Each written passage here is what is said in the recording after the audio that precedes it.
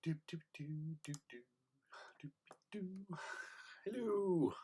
Hello, hello, hello, hello. Hello to everyone. Yes. Hello. Happy New Year to you all. It is a wondrous day, a day filled with newness, and everything is fresh. And yeah, 2022. Woo! And all that jazz. A drink to you. I don't know why I sort of semi-slipped into sort of Irish there. Sorry, I do apologise to all Irish viewers. I do have Irish ancestry in places, but I can't claim it. So,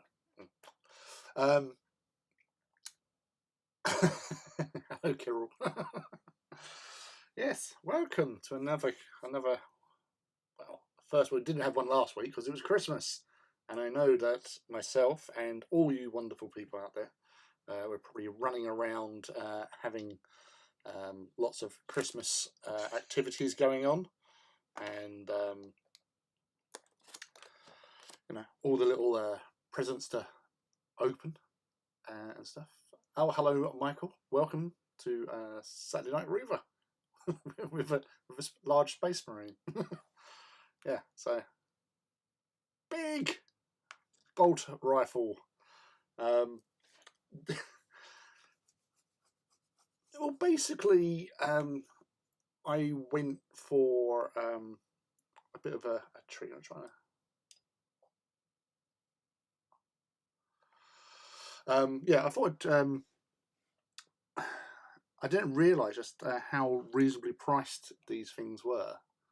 So this was I got this off of a supplier of Amazon because it was next day delivery. I ordered this on Thursday. It turned up at 5:30 on no, sorry, it turned up about 5. Sorry, on Friday, yes, which was yesterday, obviously. And then I got started on it last night. Got the base colour, primed it. So yeah, I went over with a primer spray with this straight off the bat. So my usual go-to was Halford spray primer. But it's got some weight to it. It is it's quite a chunk weight-wise on this thing.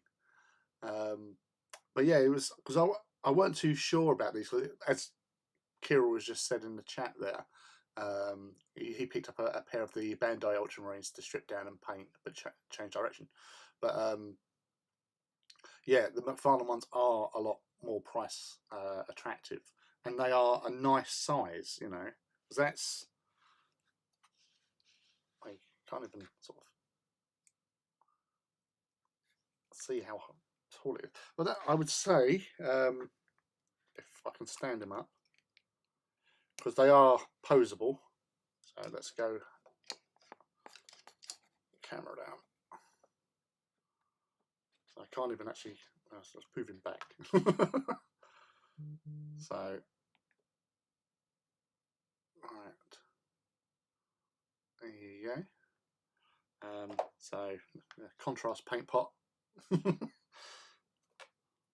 2 contrast paint pots.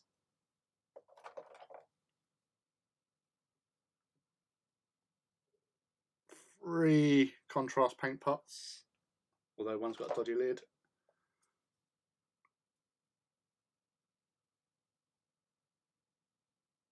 As I say, this balance, will you?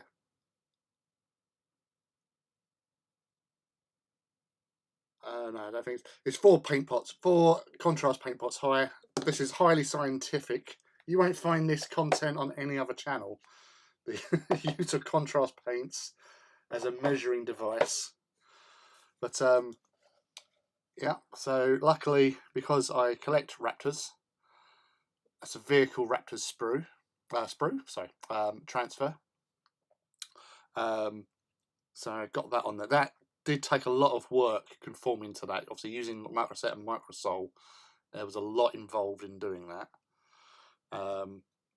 But yeah, it was definitely worth it. I'm actually really quite chuffed by this whole thing. I said it's, you know, for £25. It is. I'd say it's worth it. You know, especially if you can get the plain ones. So obviously they're just the Intercessor do. So you just get the bolter, which is I've had it in the hand. It is a little bit of a fight to get in there, but it's definitely you know, twist around. Obviously, you want to be careful because twisting it around too much will damage the paint. And so I've sprayed varnished on several occasions, going through different phases and stages on here, because it can chip it quite easily if you just catch the wrong side of things. But yeah, so this is the plan. I want to do some more work with this. I've been working on this throughout the day. Said Happy New Year to all the other people that are turning up. John, hello John. Hi mate. How many contrast paint pots to a War Master Titan? That is a good question. I would actually say it's probably about the same, really. Pretty much, you know, size, height, size wise. So it's definitely in that realm. I'd say maybe 5.5, possibly 6 at a push. Obviously, the War Master is scaled differently, but it's definitely a hunk of plastic for these things. But I still can't get over just how, you know, you could actually, if you threw this at someone, it would hurt. But yeah, so they've got a lot of manoeuvrability here. But as I say, my plan was to have it in a sort of a partial, like, running pose. Before actually coming on, I was actually considering getting like a base that to actually stand it on, like a night base. Then like do some like texture and stuff on there. But for the time being, he says, as he looks around and realises I can't find a bloody little stand. There it is. So yeah, you get this little stand thing there. They've got holes in the feet. And no, I haven't painted the bottoms of the feet, because that can be done anytime. But yeah, so you get him into a position that you're after. So let's go off here again.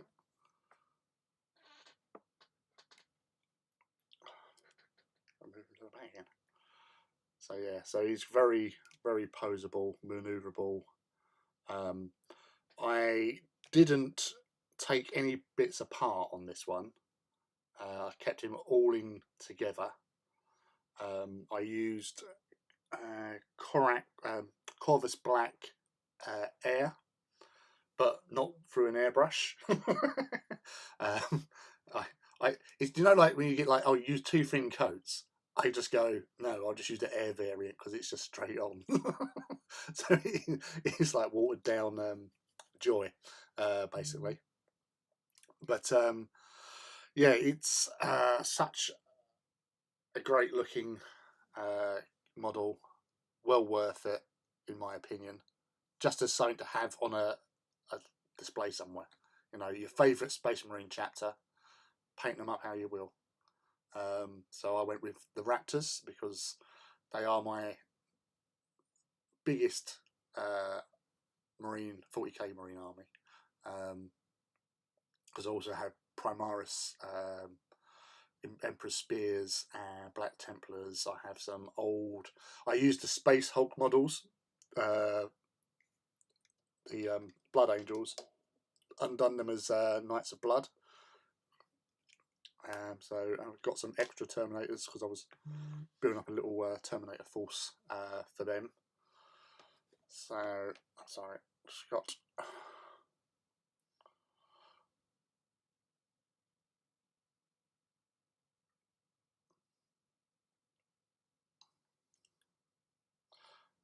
Just had my friend Scott has just texted over a picture of some Lumineth champion he's working on, and it is absolutely awesome.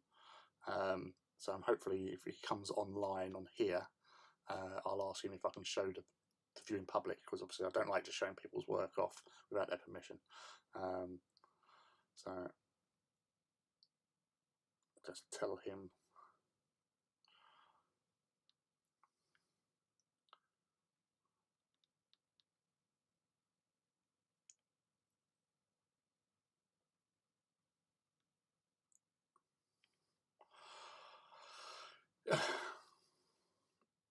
Right.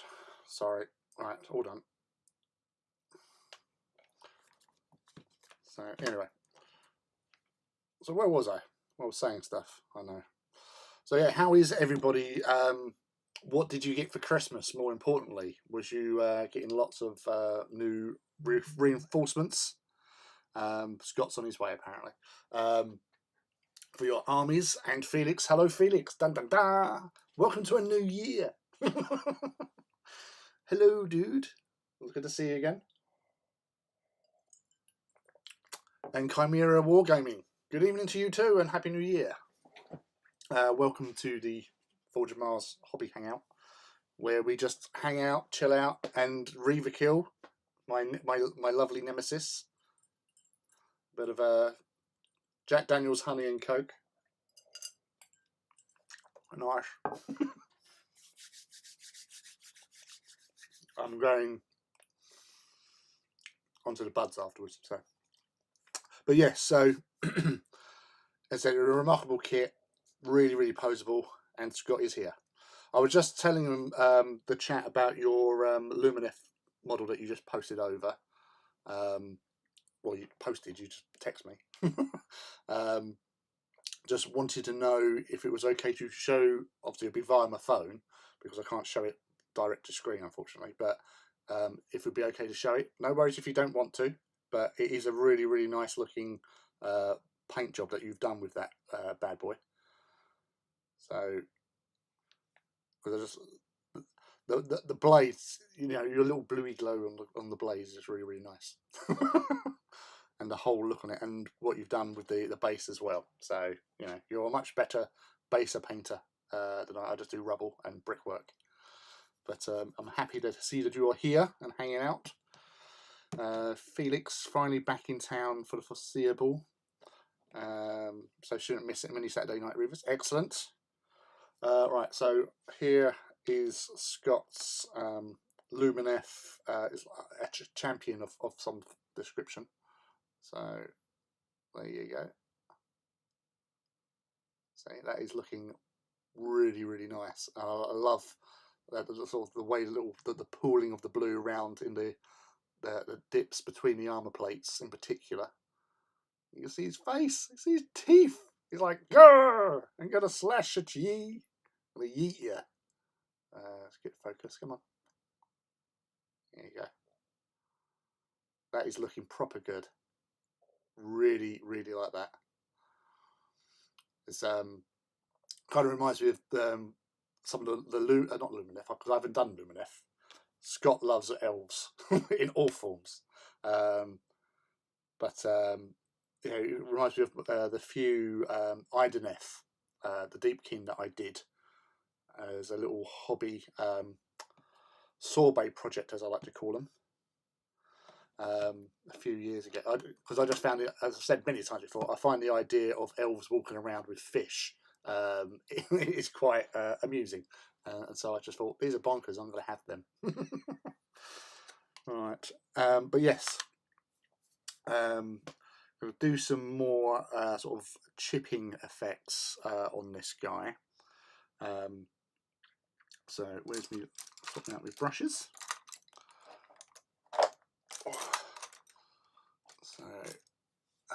So, yeah, just too kind. I'm just speaking the truth, Brew. It is a wonderful looking model. Painted to your high standards as always. Now, with my Raptors, I use that. the old foundation paint. I've managed several years ago to track down on eBay. Someone was selling pots of old foundation paints, and I nabbed about 3 of them. So I've still got 3 of them. They haven't dried out, which is surprising, because that was about the time, because this was like one coat paint, wasn't it, really? And where it used to change round and dry out quicker than the older style stuff, which, you know, I'm sure that some of us have still got paints from about 20, 30 years ago. But the see, still usable. But yeah, I painted all my Raptors, so I've got a full company of Raptors with tanks, flyers, and all that sort of stuff. Proper support, some Primaris now as well, because I was doing them as like all part of like that Bad Ab and all that sort of thing, and I found it was the right green and how I liked it. And then obviously when they drop the paint, you just go, well, what am I meant to do now? So I managed to locate a couple and use them to good effect with some Raptor work over the course of the years. Every now and again when I get some more Raptors, so you might hear a slight buzzing every now and again. It's my notifications, just Microsoft telling me I've just spent some money with them, which was probably my Xbox.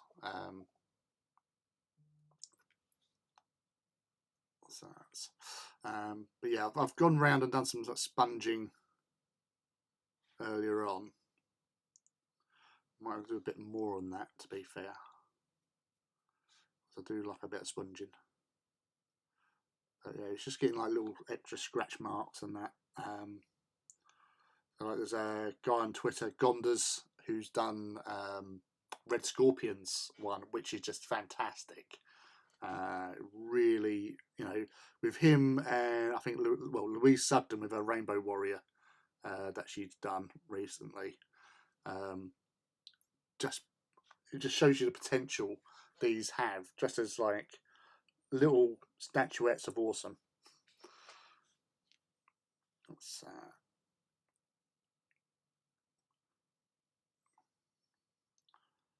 I've got some bits of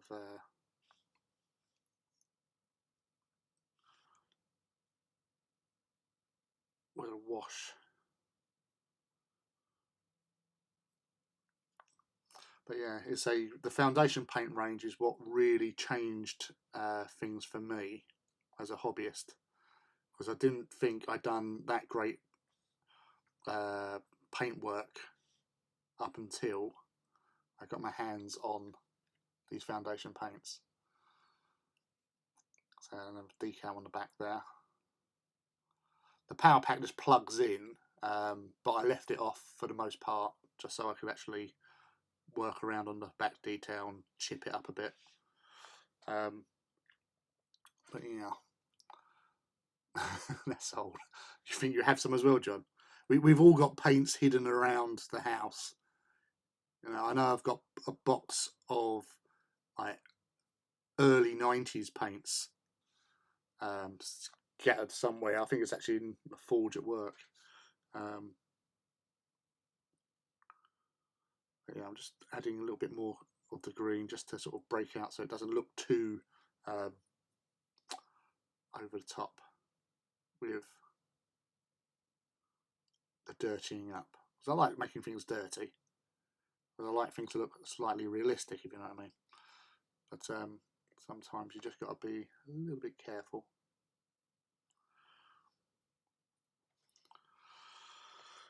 Yes. So has everyone had a good holiday? That's the main thing. Are some of you still off, or are you back in work? Well, obviously Felix is back, but Felix spends a lot of time on the road anyway, over in Canada.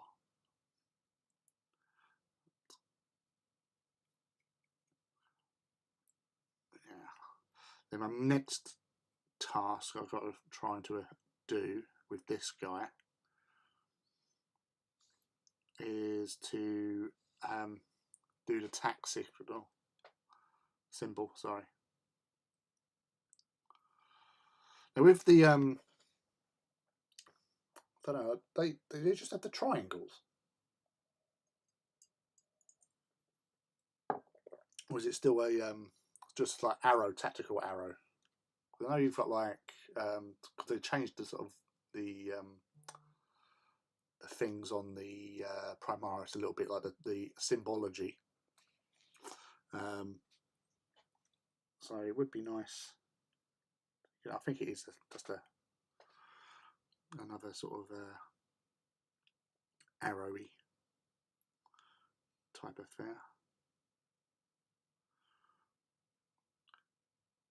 Yeah, just getting a little bit round on the edges. So it's like an edge highlighting as well as I'm going around, really, but without being edge highlighting. Because normally you'd use a lighter colour, but I use in the same colour because the previous colour's already been darkened with the. I went over with Agrax,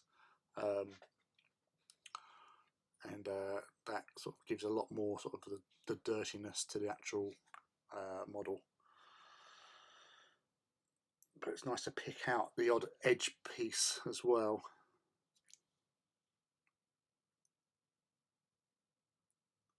Let's lift it back up again a little bit.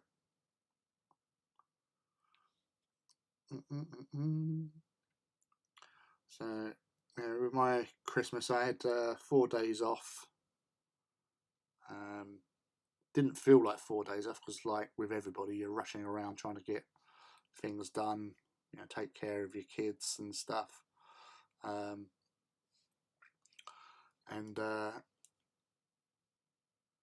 yeah, just trying to have a good wholesome time over Christmas with the families. And yeah, next minute I'm back to work. I'm like, what the hell happened? Why am I here? But yeah, it was good, but it could have been a little bit longer. It would have been nice.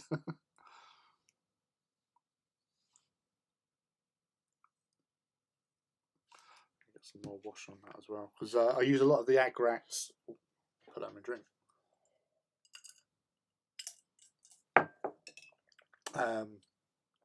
I'd use a lot of Agrax with any model that I do. So obviously where I've gone round in the trim there, just to sort of stand it out a bit more. It's always handy. But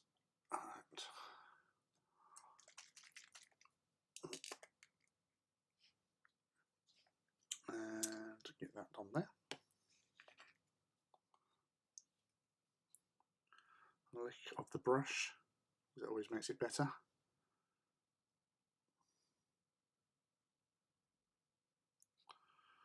So yeah, for Christmas time, I managed to get hold of some more Armigas Morax for AT, another Asterius as well, and some Styrics. And initially my idea was to have them go with House Caesarian and House Veroni, but I've decided to actually just do them all as Veroni now. Just have it one big force, because it will just get silly otherwise, just having so many small dudes. And it's not as if, you know, it might not even work out to actually do them as multiple forces, because the whole thing with the cost of them, and to have like a lance, you've got to have so many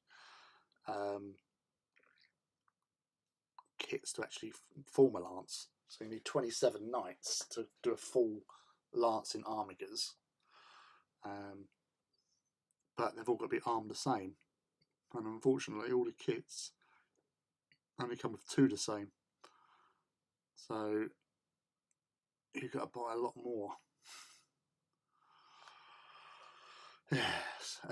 Do the armour panels come off? They do. I spoke to Gondas before I started on this guy, and he did sort of take bits off. I was going to actually have a look, see if there was actually a video of somebody doing it, but I've kept them on because I'm lazy like that. Why bother? So I've kept them on, and say a bit of manipulation, movement. They've got quite a lot on there, so you can actually get them into a good position. So I just left them on because I thought, well, I'll do an alright job with it. I'm not going to do like a ultra pro sort of look as such. So I'll just go with it. Yes. I'm going to do some more tint on that lot on the eye lenses.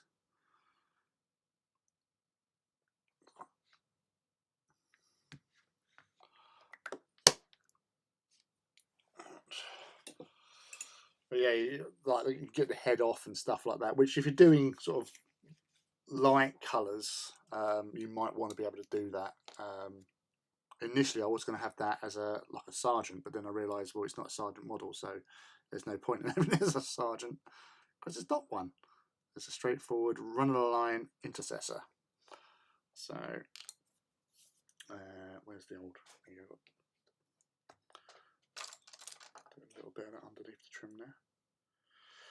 So like with so I'm not a big fan of the painting of the trim. I've done enough of that with Titans, but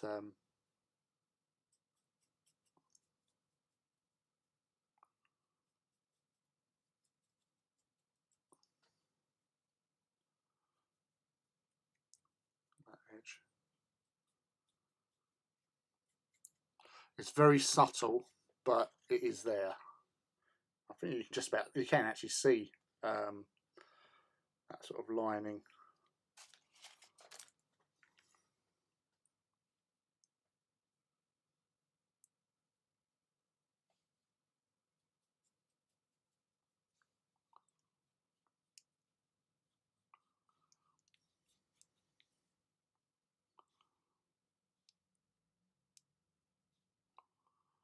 That's good.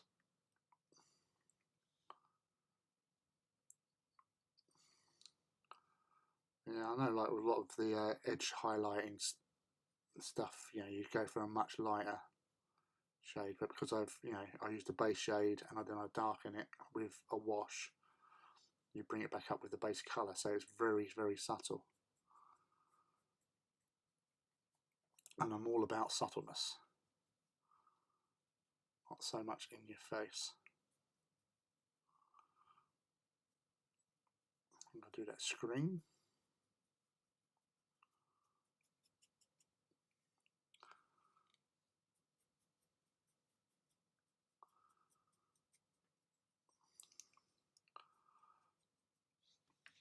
Yeah, it's a process of like rinse and repeat. As you go around, you see little bits you might have missed, and then you go, all right, I'll get on with that and sort that out. Toffee Troll, hello, and Rob, hello. Whoops, caps. You're just excited, mate. No worries, no worries. Yeah, Happy New Year to you both. Toffee Troll, Eruz. It's green, Eruz. You like green things, don't you? So, yeah, just sort of get that very subtle lightning, because at the end of the day, this is not for sort of putting on display in a museum or anything. It's just going to have in my cupboard, my hobby, my hobby cupboard, a TARDIS, or somewhere. I might find somewhere better to put it. But yeah, just very, very subtle. And I'll say I'll do some more sponging as well. But yeah, I've sort of washed this several times. As I said, washed it. I've varnished it several times. obviously starting off with gloss varnish for when I was doing the decals, because then it helps it sort of settle and blend in better. And then go over it with a matte varnish afterwards. As yes. You know me, Mr. Lee. Yes, I do. So you and your love affair for orcs, much as my love affair of Titans. But yeah, it's a case of just picking out these extra details, because obviously, when compared to like a 28mm Primaris, which is sizable, this it's a bit more noticeable when you are working with these.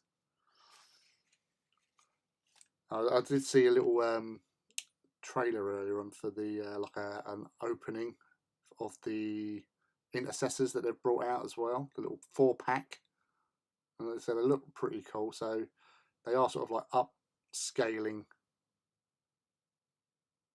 the whole model range. So although I must admit I am quite tempted by the warsuit, Invicta warsuit. That does look, you know, that is going to look so impressive.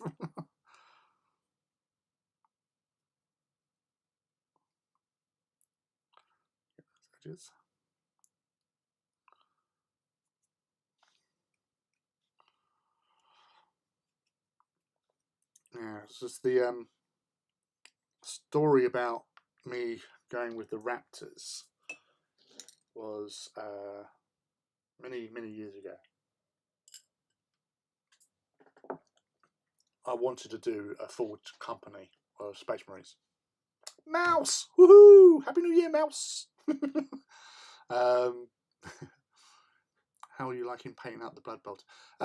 Yes, the Blood Bowl team is again, they are the first orcs. I've painted 4 Night Goblins back when Night Goblins first came out in the sort of early mid 90s, weren't they?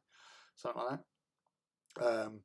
It was the Night Goblin champion, the Night Goblin with like the banner, sort of like a metal thing, and then it was a squig catcher team. So one with the net, and the one with the club with the nail sticking out. So again, it sort of appealed to my interest of all things funny. So I got that, painted them up, and obviously when you look at them, you go, yes, they were painted.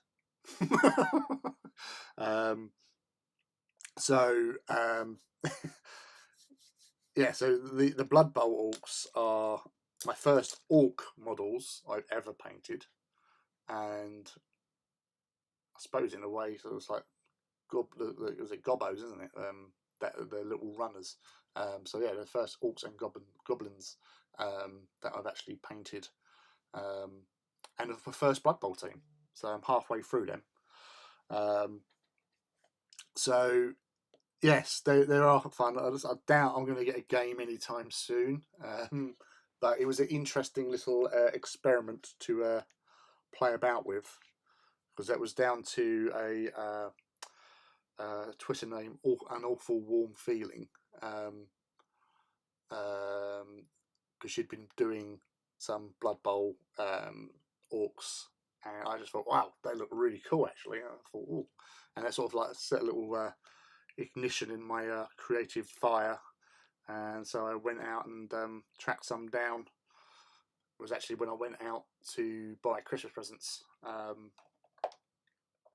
I stopped at Wayland Games, and I wanted to get a Primaris Chaplain on motorbike for Callan, so I picked up a box of Black Hawk Blood Bowl team. So they were there, just standing there going, "Hi Lee, come over here, buy me." So I did. So yeah, so I'm about halfway through. I've still got 3 of the big guys to do, and I think 2 of the small dudes. I'm not sure how many you get in the box. I just built them. Have painted 4 so Snotling's Blood Bowl teams. They are so cool, but they are never going to play Blood Bowl. Yeah, that's the thing, you know. I keep on having to. So I've just got to grab a beer. 2 sets.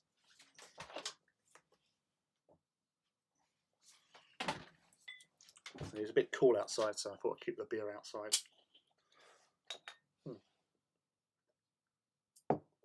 Yeah, so with like playing games, the only games I've played in the last couple of years really have only been Adeptus Titanicus. But obviously I've got my heresy armies, so my Emperor's Children are pretty much my main army, because I've got so many of them because I just love purple. So I've been having the twinges, the urges to play them again, and hopefully when things get even better and we can get out and play more regularly and often, I might get them out and have a game. So them and my Mechanicum, I want to get my Mechanicum. Last time I played with my Mechanicum was about 4 years ago. So yeah, I don't get a lot of time to game, but I try to embrace it as much as possible when I can. Right, now we'll do the gun a little bit. So if I can find, where are you? There's Black Templar. I don't want Black Templar. Ah, there it is. Contrast time.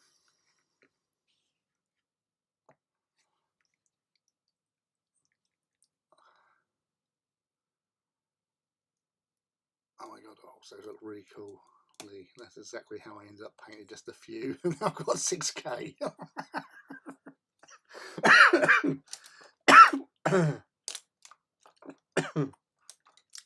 Yes, I think that is the general consensus, really, isn't it? You just start. Oh, they look interesting, and the next minute, I said, "What have I done to myself?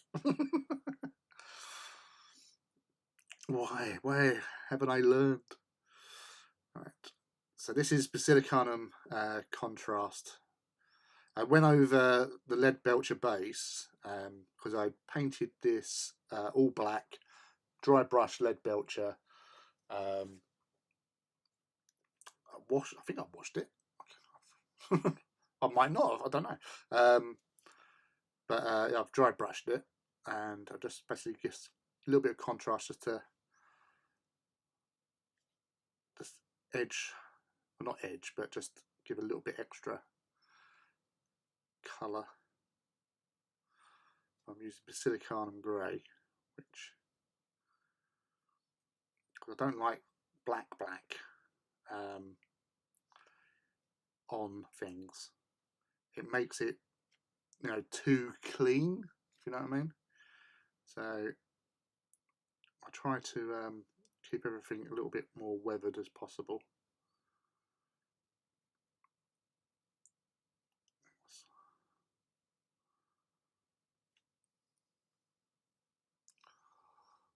27 here. Tornado fronts coming. It's hot and rainy. Ooh. Yeah, I don't know. The weather over there has been bonkers. I was talking with Red Katana on a thing the other day, and she was like, it was like really hot because they're down sort of one of the Carolinas, and that was just really hot. She was like, "What's going on with the weather this time of year? It's just ridiculous. Like 76 degrees outside." So yeah, I just say it's global warming, really. It's yeah, it's been a bit crazy out in the world. But I know obviously where like you are, you're not as bad as if you were up in sort of like Oklahoma way, or do you get a lot of tornadoes down in your neck of the woods? Because you're like near the bottom of like Tornado Alley, are you? Or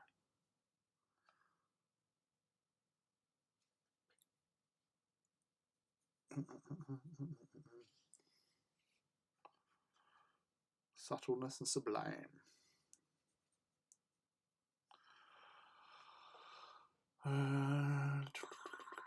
Yeah, every other army, 2K, maybe 2.5 is enough, but Orcs literally never. Yeah, well, there's so many of them. You want to be able to recreate Urnor one day, don't you? Surely. I started Red Scorpions in Imperial Armor 4, and it was also just a few, and now I have 8% of the chapter plus 30k stuff. Yes, Red Scorpions. One of the things I've heard, obviously, about their origins is that they're actually Emperor's children, loyalist Emperor's children. That's why they've got so many apothecaries, because it was a thing that the Emperor's children also had. Much like the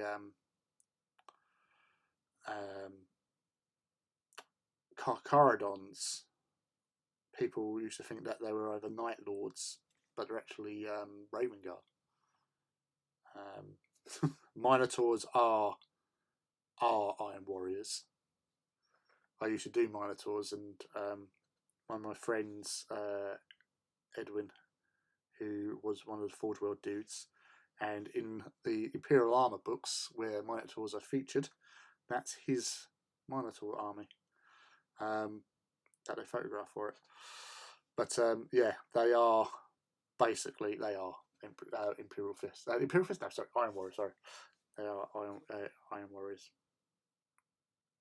Because the whole Grecian thing, for one, if that's not a dead giveaway. The fact that they operate exactly like the Iron Warriors used to, which is turn up in mass and just obliterate everything in front of you. Yeah. So that's right, Mouse. But it's all those like things where you hear and they go, oh yes, they're actually these guys, and you go, what? No, because they're a bit different from purple, but yeah, they were apparently. I think there was also it might have been Hawk Lords. Might have been Hawk Lords, but Hawk Lords have changed now because they're now a Ultramarine successor chapter. But I think they used to be a Raven Guard successor chapter. But there was one successor chapter of the Raven Guard, which was obviously the Raptors. These guys were made up of the Raptors that were the initiates that were sort of experimented on.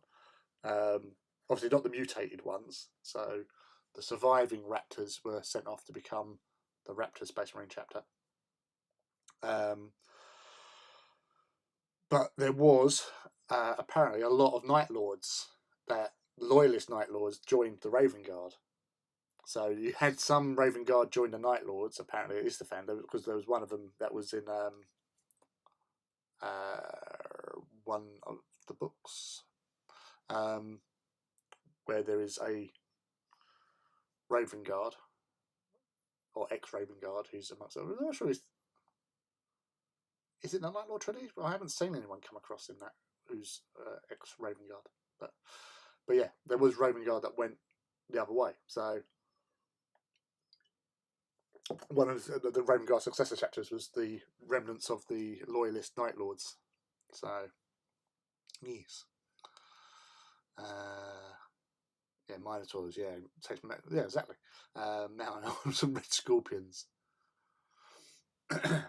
Yeah, because the thing is, they've sort of changed a little bit with the Raptors' background. Because in Deliverance Lost, where there was 500 Raptors made, basically.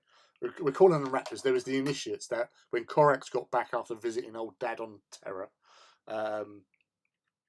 with the Primarch data, so they could convert a Initiate to 4 Astartes in 17 hours of basically operation surgery and stuff like that, with a very high degree of success.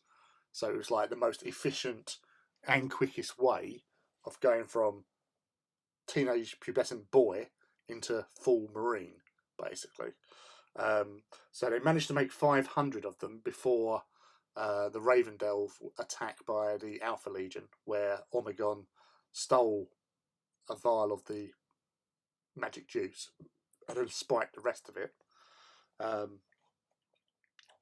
And obviously, when they made the next mass bundle, all of them came out and mutated because the Alpha Legion stuck warp taint material into the magic juice. So they all came out a little bit, and yeah, bless them. But they helped in the defence. They went around and just basically killed loads of traitors and all that sort of stuff. And then Korax used them, sent them out, but kept them out of sight because he didn't want anyone to know, oh yeah, you've got a mutant Raven Guard running around. And eventually it was them that he went out, like the heavily mutated ones. Like some of them, they couldn't even wear like proper power armor, but they had like chitinous hides and stuff like that. They were tough as old boots and could kill like anything. But eventually he had to give him the Emperor's Grace. Yeah, a bit like Project Caliban in The Expanse. Nicely done, son. I hope everyone is up to date with The Expanse. Episode 4 dropped on Friday. Yeah, so you had obviously the hard shell ones, and then you had the soft ones. But even then, they were apparently faster than normal Astartes, stronger. So they were like basically like Primaris in a way back then. So because they had that scene where you had a veteran Raven Guard sparring with a newborn, and the newborn was doing them until this veteran basically pulled off this illegal move, which was a different fighting technique he'd known of or seen during Isstefan. Pulled that off and was able to sort of defeat the little guy. I say little guy, he was pretty bigger than him. Which obviously everyone was asking questions like, that's not our fighting style. And he said, oh yeah, yeah, I saw one of our brothers get killed this way. So yeah. But yeah, they opened up this whole thing where these Marines were basically Astartes plus. They were better than a veteran of like 150 years. The only problem is they didn't have the experience. So when they took them out to trial, they attacked a word bearer base, and these raptors, basically, these teenage kids who were teenage kids like a week ago in power armor, are just super confident in their abilities because they're better, but they have no tactical know-how, and they were being killed. So obviously that changed. They started teaching them better. That's a very interesting point. Sadness now I have to actually paint the crew of the battle turtle. Oh, your turtle is amazing though, Mouse. That is such a cool looking project. It only just occurred to me I'm one episode behind on season 6. All right. Yeah, and don't forget, if you press pause when viewing each episode, top left-hand corner, which would be there-ish, of your screen, where it says bonus content, click it because you have what they call X-rays. They're like little mini-sodes. There's one for each episode release, so obviously you can watch them in order. So 1, 2, 3, 4. But I'd watch them after each episode. So obviously, if you watch the first 3 episodes already, watch the first 3. But they're little, like 5-minute sort of looks into the world, sort of a little like scenes and stuff that are going on. But yeah, they're really, really good. They do add a little bit more to the actual thing. But yeah, episode 3 has been my favourite. I've watched that about 6 times. Episode 4 I've only watched the once, and I did start watching it, and then I thought, well, no, I actually got to watch something else. But it is still a good episode. Not as good as how I felt about episode 3, which was awesome. But yes, I hope you enjoy it once you do get to catch up. Right. Well, I might catch it. I don't even thought of it, to be honest. Airbrushing a bit, but still here. All right. Okay. No worries. No problem. I'll just cut myself some foam for sponging. Boom. Good old packing foam from all sorts of places that you get them from. So yeah, so what are we going with?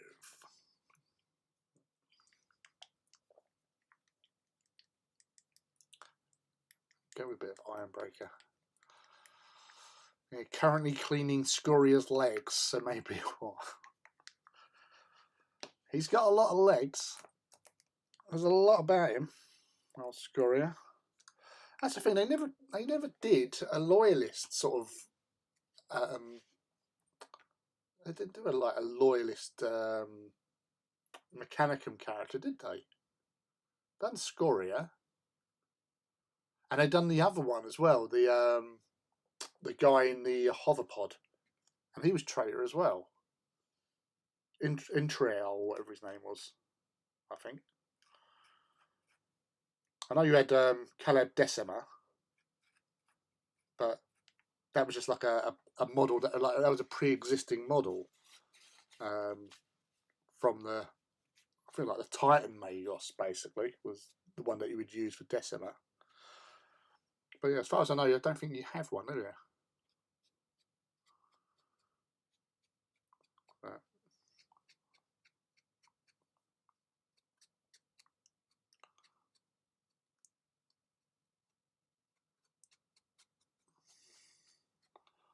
I'm doing it on the rifle first, just to get comfortable.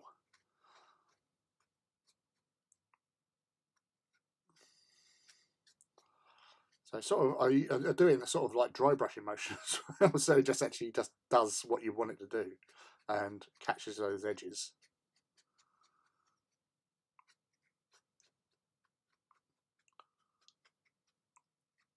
It does give you that really nice,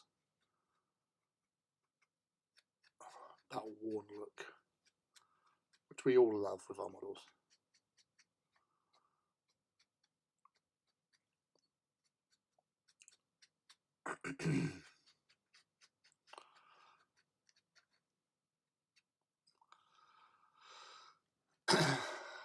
Yeah, they the problem with that though, because where he's in, he was around. He wasn't what he is now. He was more of a tech adept. It was more human as well.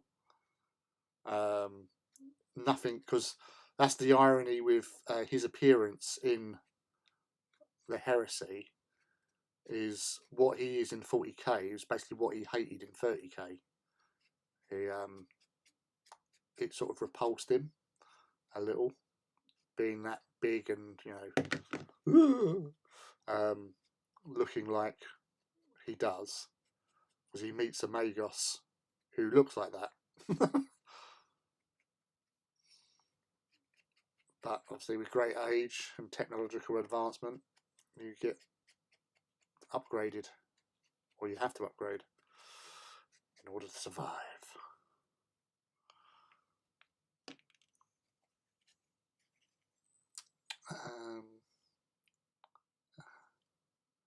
Dracovic, yes. Thank you. He was on the website. yeah.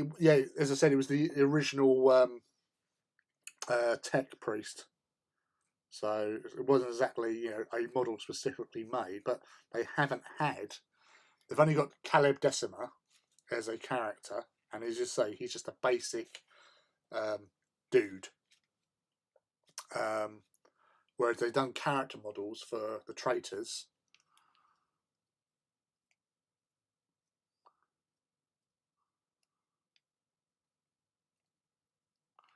But yeah, it's just a little bit,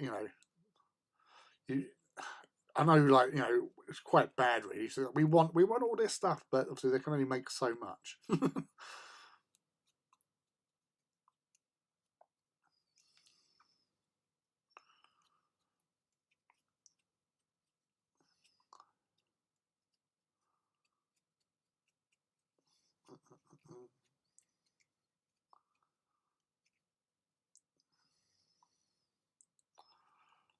That's what I like to see. Some proper chipping.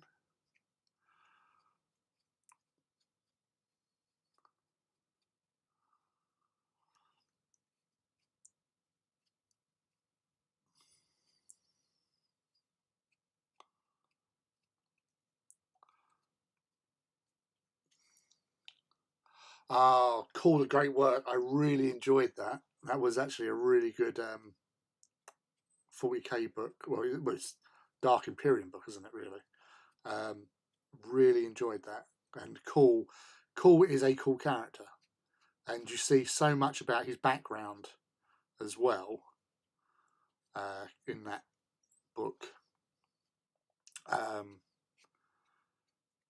what he's up to. But yeah, he's such he's an interesting character. There's still a lot of people that don't like him because of the whole Primaris thing. But be honest, he's such a great little eccentric, not so I'm going to melt your face off type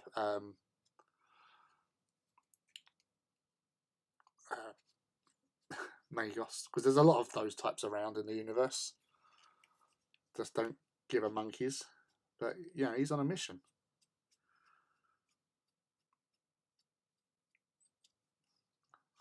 Yeah. He's been a busy boy over the last 10 millennia. Building lots of Primaris.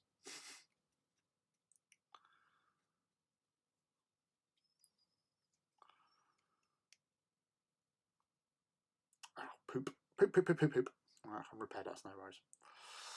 A little bit overzealous there with the old sponge.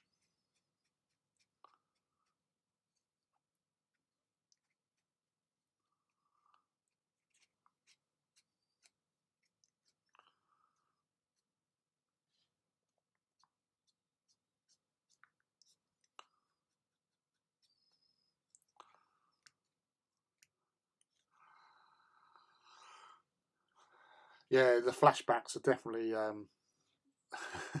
interesting. Like what's been happening to him over the course of his existence.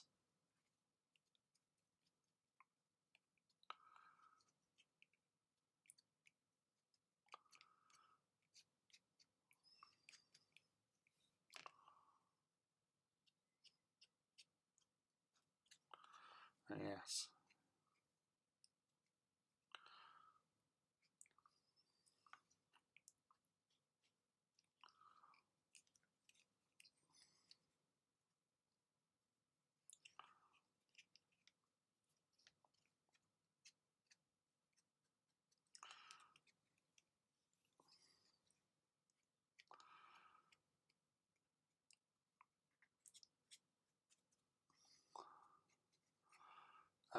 Yeah, because I think it was Wolfsbane that he turned up first,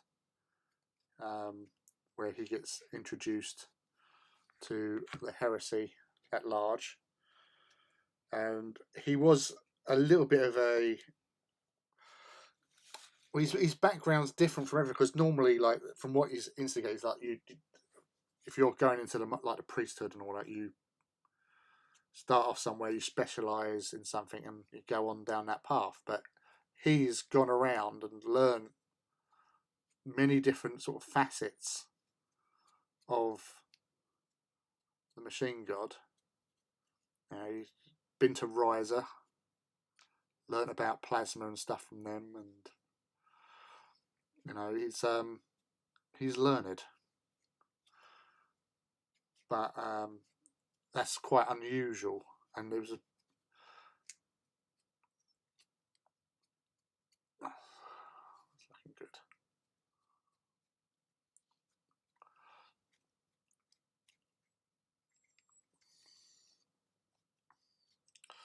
But yeah, he's a different kettle of fish to everything. He's he's an interesting character.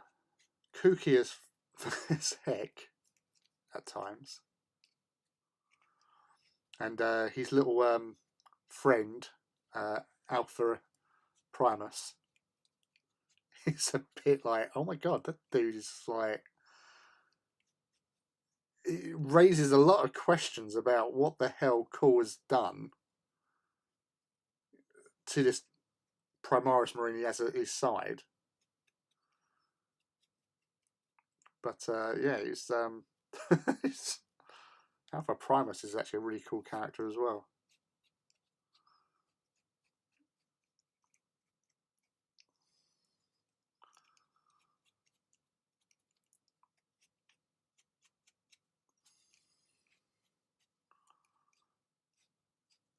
Let's catch those edges there. It's looking quite alright, actually.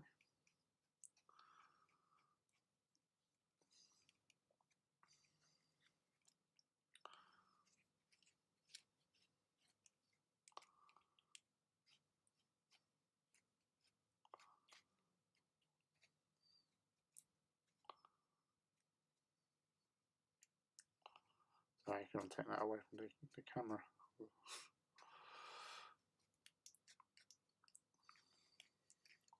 Right, we've got to figure out what I'm going to do with that. I've got some masking tape, so I might give that a go.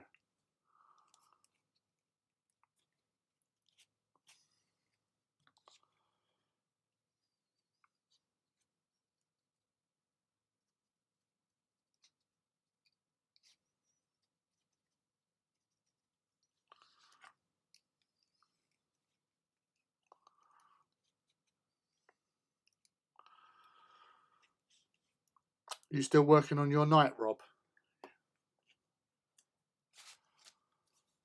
Hey, Sif, hello, dude. I enjoyed your picture in the WhatsApp. your little barbecue first day. You're putting Dave to shame. That's his thing. Yeah, I thought I'd get one of these guys, and I have not been disappointed at all, mate. They're just really, really cool little models. I say cool, they're big. They are officially 6 Primaris, 6 contrast paint pots tall.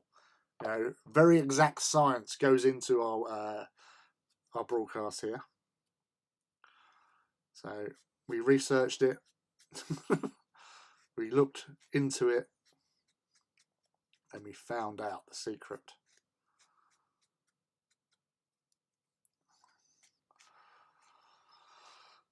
Yeah, I'm looking at chest eagle now as well.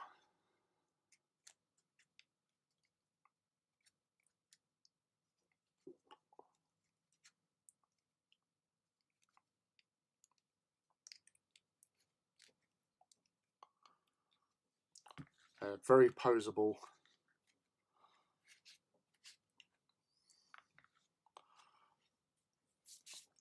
There was another thing I wanted to do as well, because on my so if I find a picture, I'll show you.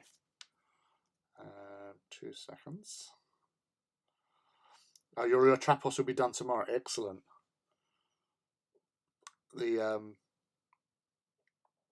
So this is the pose that I was aiming for. So holding the bolt gun, and then like sort of like just running into the room, going, "What's going on?" But yeah, so these are my Primaris Raptors. So I want to get on the knee pads. They have the yellow stripe as a campaign badge, basically. So that's what I want to try and recreate with this guy. So I've got to sort that out. Yeah, I was doing some photography Actually, while you're there, I'll say there was one of the for the Titan heads out here.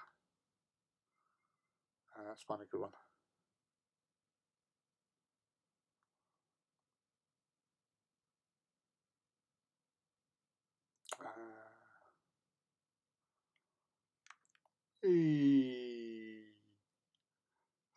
There's there wasn't a picture I was going to show you, but I just saw it. So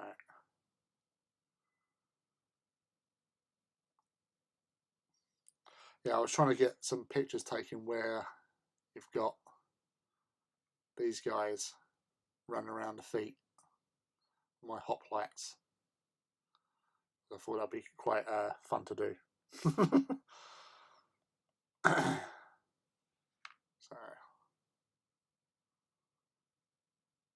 don't come out that well. Come on. Oh yeah, it was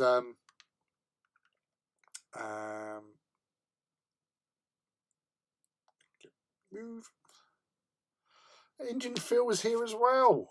Oh, you got all the key people apart from several.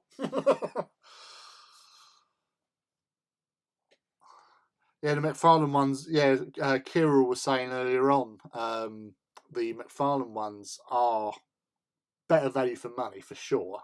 But you know, that's all you really need. You don't go like bigger and more articulated. It's nice, but these are actually really good. Yeah, so there's good size to them. The weight of them though is just chunky boys, chunky boys. Right, let's get some. What do I want?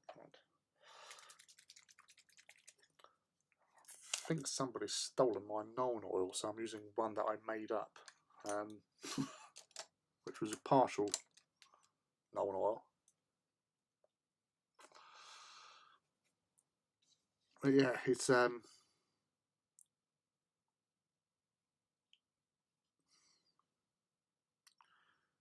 these in here. Yeah, so with the ribbing, I went over, as I said earlier on, with Corvus Black, and then I actually sort of dry brushed a bit of Mechanicum Standard Grey. It gives a little bit more depth to them.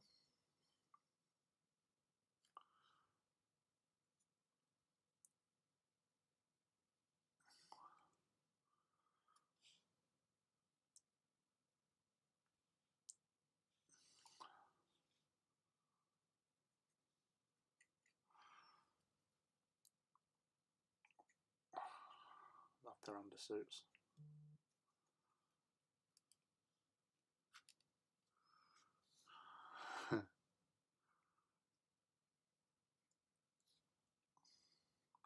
Yeah, so once you get the sort of position that you want with these guys, you don't want to be sort of shifting around too much, because you will start affecting the paint. And like, because I say, I've varnished him a couple of times, and there's been a few sort of instances where problems may arose. So the leather for the pouches, I've done sort of a dryad bark initially, washed it over with Known, and then Cafe Brown. Went over that to give that sort of like worn leather look to it. It's what I do with pouches. I always like that sort of look. Little base. Yeah, the feet move as well a little bit, but the articulation, so you got these. So you can see where I've moved it. I've scraped off paint already, so you got to be careful. He says as he's trying to position the bloody thing.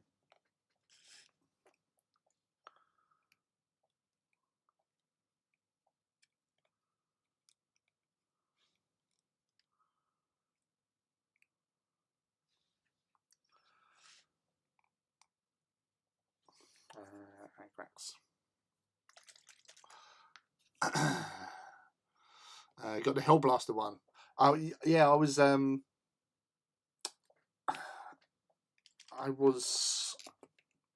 wondering about the Hellblaster, but then I just thought I'll just go with the Intercessor because it was the only one they had that was plain. I didn't fancy just getting one and stripping it. I'm not a big fan of stripping the paints off of models. I feel quite sad. But yeah, I'll just got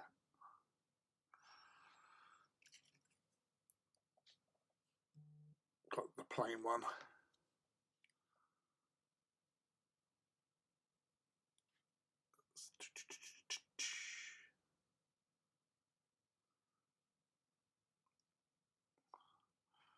The old Agrax wash to the rescue again. Outlining.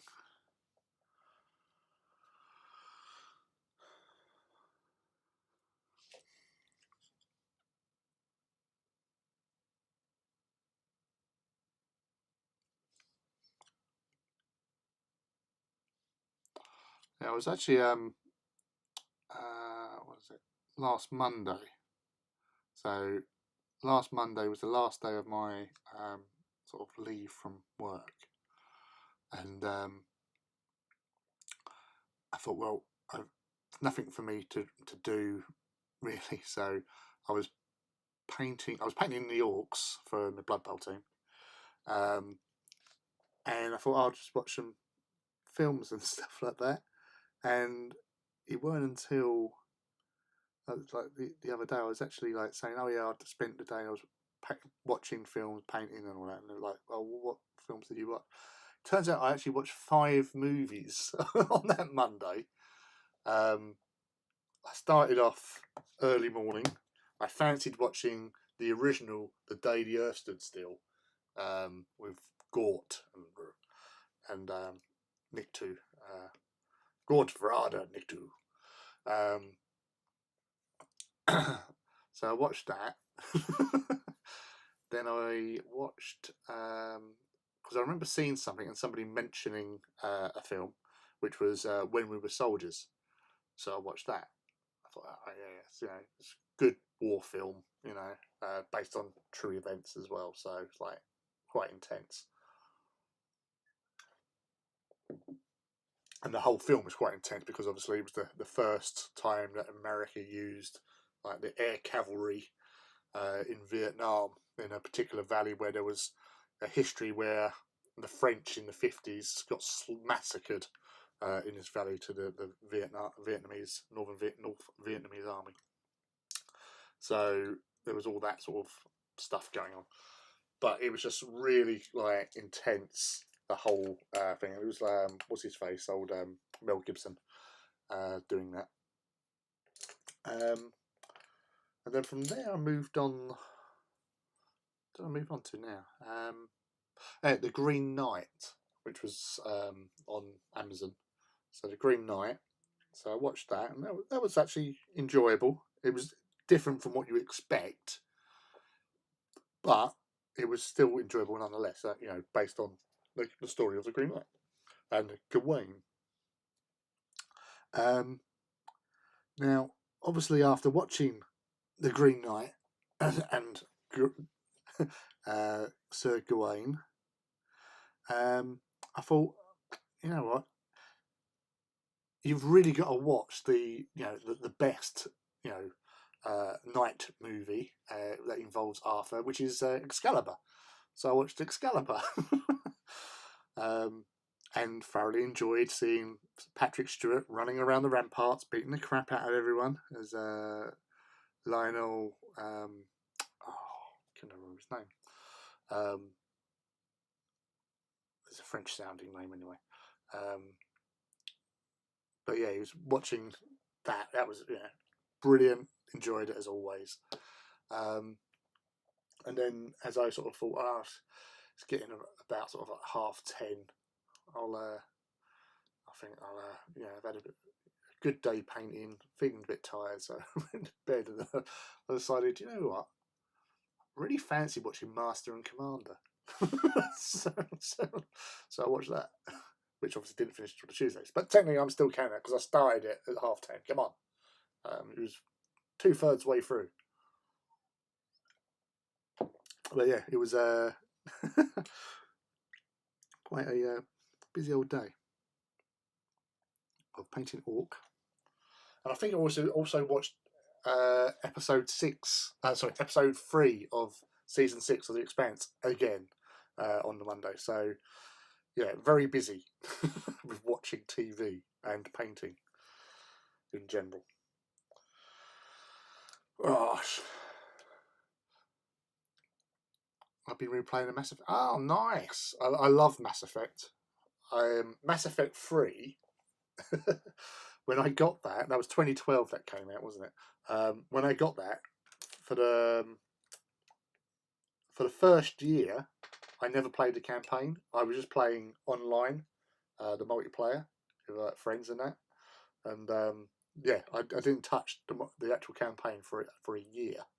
I was doing all the multiplayer, and I was going around with my eventually going around with the N7 destroyer archetype, and literally just going around with like heavy machine, light machine gun or whatever it was, just laying down withering howls of fire for the rest of my team to run around and blow crap out of other people. I was the atypical tank, but I loved playing that game. And then when I did get to play the campaign, I enjoyed it. I had no problem with the ending, unlike most people did, because in a way, I'm a bit of a pragmatist. The options that you had and the way the game had played, I felt, it made sense. You either do this, which is, you weren't much of a choice. You weren't given much of a choice, but you had 3 choices. So I went with one of them. So I went with the symbiosis, because it's an evolutionary path. We evolved. So I thought that was the lesser of 2 evils. And to be honest, it wasn't a bad thing either. Symbiosis. You didn't lose control. You just basically become part silicon. I don't know. Roboty type thing. No multiplayer on the legendary version. No, well, they ain't got the servers, have they? Anymore. Yeah. Yeah, ME3. Even Andromeda. I enjoyed Andromeda, and apart from obviously the obvious problem with certain graphics where they just basically rushed it out just to get it out in time, and it weren't ready. When you're standing there and your character you're talking to should be in front of you talking to, but he's like in the wall. I found it funny, but yeah, you do expect more, and obviously because of the backlash, the DLCs weren't released. One of the DLCs was to have the 4th ship that was turning up, the one with the Quarian, because I love Quarians. There was my Talia Normandy, as she became, was my main love interest throughout the games. I love the Quarian. And yeah, I used to go around with Tally and Legion, the Geth. So that's probably why I didn't mind the whole symbiosis thing. Yeah, I know. It was a good game. It was different. You was facing new alien races, and I like that whole idea. It's like, yeah, we're going to the Andromeda Galaxy. We're going to fly out there with this super technology, get there in like 6 months through some sort of hyper gateway, and just have fun. But yeah, it was enjoyable. It was apart from like those cutscene bits, when you're having conversations. That was a bit of a letdown, yes, but it still didn't stop you from playing the game. You know, at the end of the day, you could still play the game. It was still enjoyable to play. But yeah, but some people just want to watch the world burn.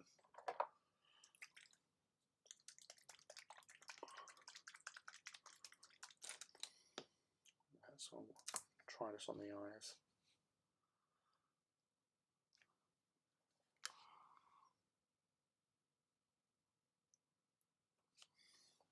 Just putting a bit of cyan, so like a bit of a glazing of the eyes a bit.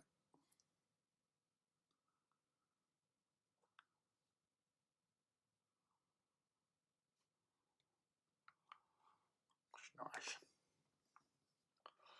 It's nice, yes.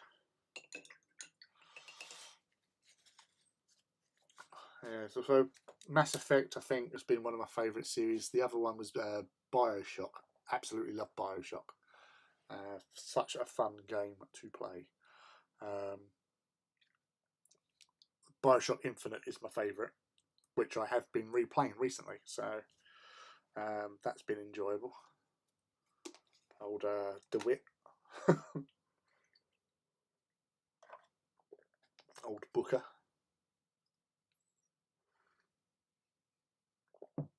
But yeah, I loved all that sort of idea of like a city beneath the sea and all that sort of stuff, or obviously Infinite City above the clouds.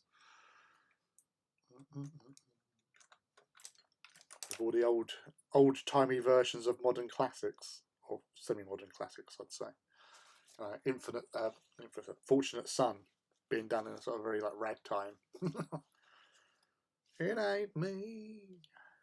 It ain't me. I'm not gonna sing. No.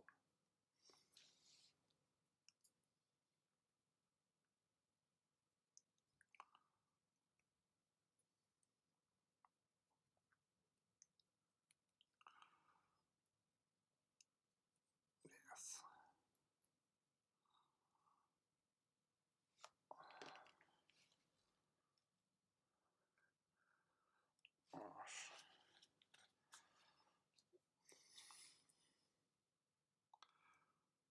So Filipito, Engine Phil,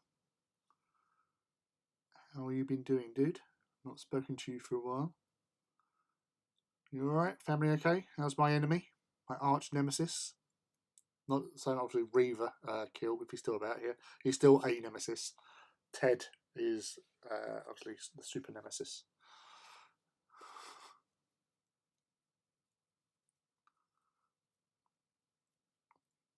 So how much lovely that dog is. He hates me.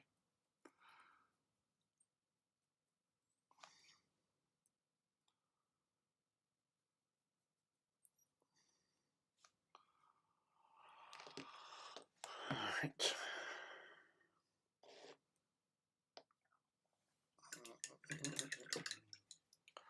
Might revisit Bioshock series as well. Been a long time since I played them.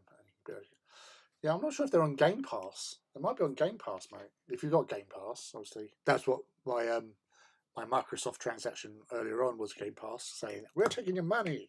But yeah, there's loads of games off of Game Pass.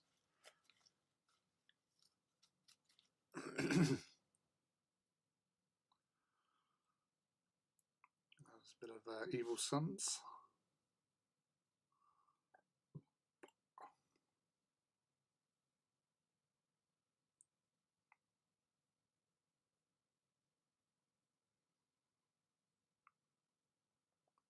Kind of reminds me of the cog off of Gears of War.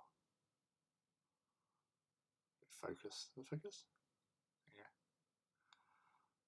Oh, cog.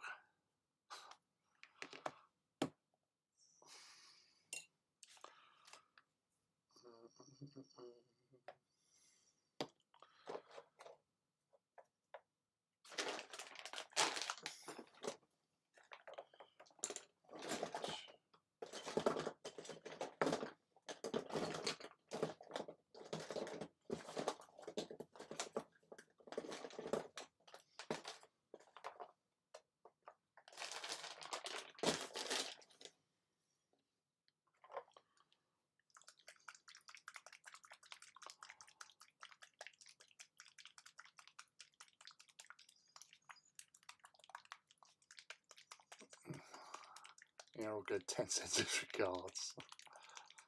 Or I'll wake up with a horse's head in my bed. That's the thing that Ted would do. I bought a Bioshock bundle on Steam sale. I had some fun on PS3 and PC, but wanted the DLC and remastered editions. You're on PC, all games are cheap. Yeah, that's fair. There's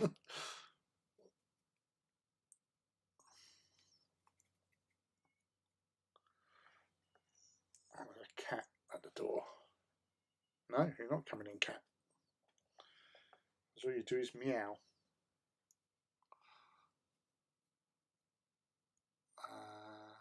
To go to at sea is Warzone 21. Was that going to be 2110 or 2010? Proper old school, no connectivity needed.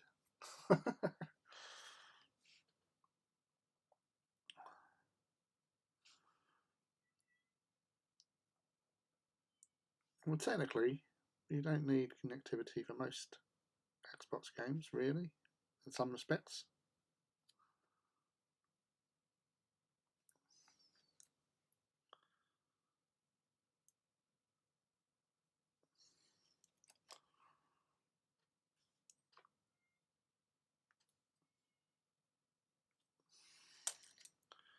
Why do I use this brush? Epoxy brush.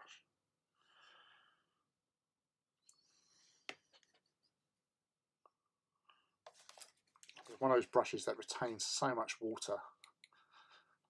Duck hunt.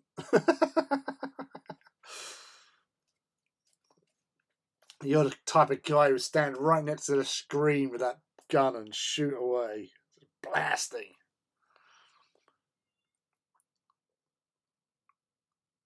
Coming blasting.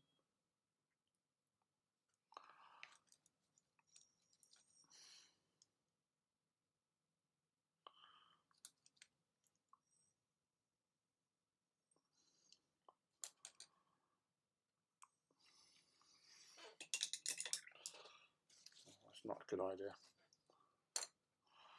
Thought it was a good idea. Not so much of a good idea. Pong on a bit. Oh, bloody binatone. Jesus.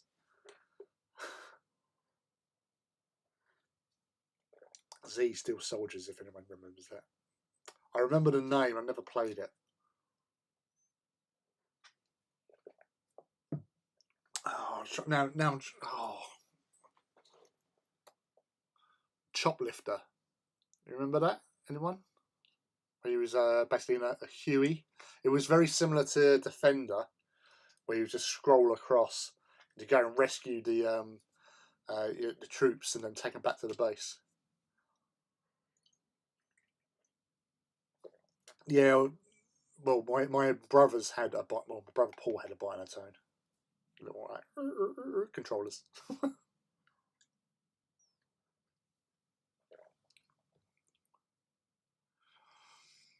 Ooh, yeah, Ianden. That was the last Eldar sort of project that I took up, was doing Ianden.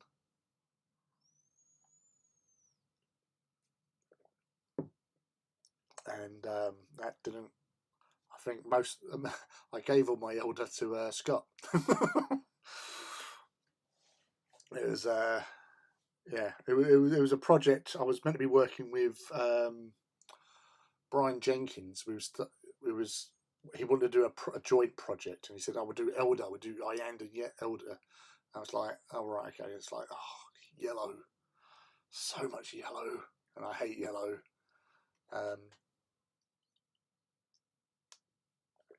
So yeah, we started it, but he sort of got bored of it, and so stopped it. And so I gave my stuff to I accumulated to Scotty Boy, and he's used it for his Eldar. Again, he's got some awesome Eldar. But yes, I think I'm going to do some more sponging actually. Yeah, like Eldar do appeal on several levels, but I keep on thinking I want a downsize on my amount of models. So was actually thinking about selling Mattel. They've just brought out all the new codecs and what coming out, but as I was saying earlier on, I don't get to play that often, and when I do, I generally want to play with Titans. So I might look into offloading, and that's a lot of Tau, because like with any of my collections, they're never small. So as some of you might have seen recently on Twitter, I posted up some of my Tau stuff last week, or this week. Yeah, this week. During the week. There you go.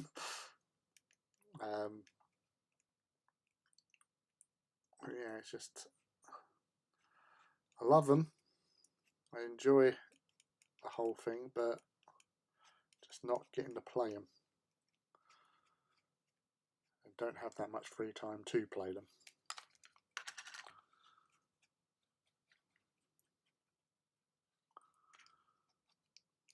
So it might be a time to say bye-bye.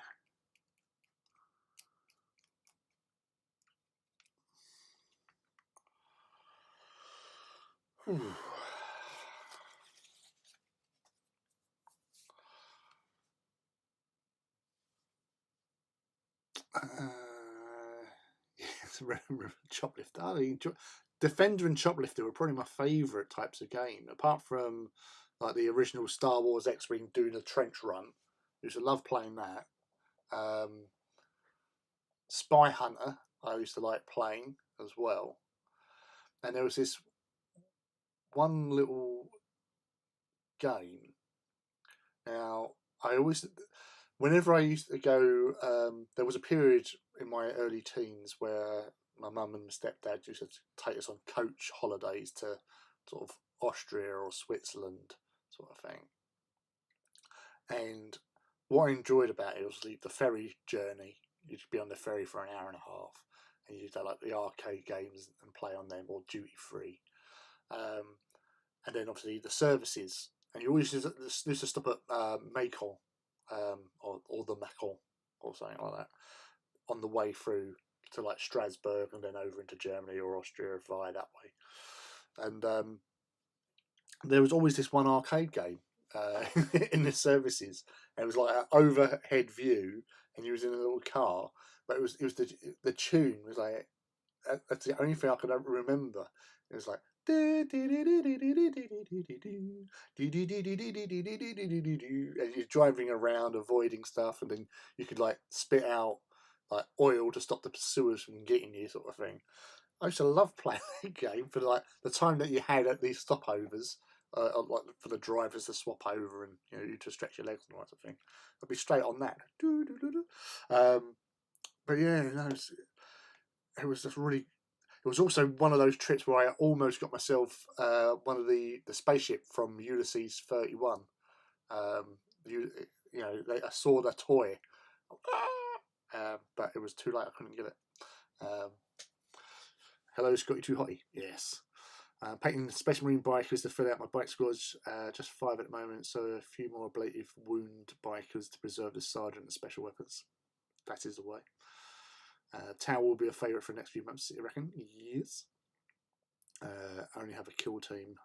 I used to play Might and Magic 3 on my dad's PC with a whole 3 colours. The CGA. Yeah. Wow. 3 colours, Rob. 3 colours? It's craziness.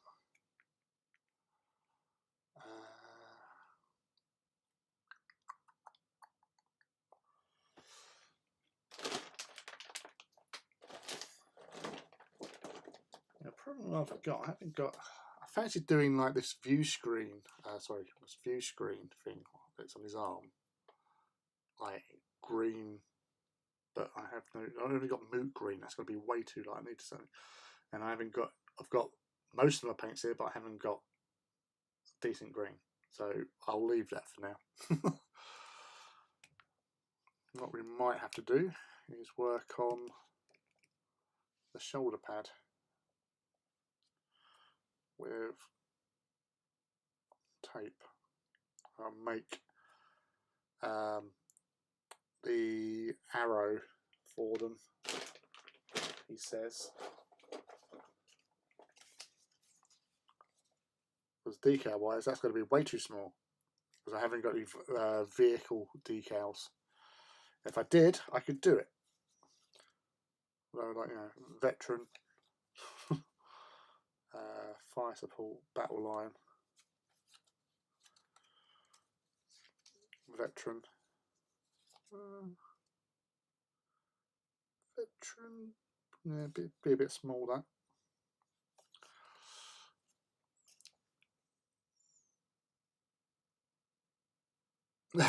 Paste. Yeah, he's targeting a Reaver. Yeah, yeah, that'd be quite interesting.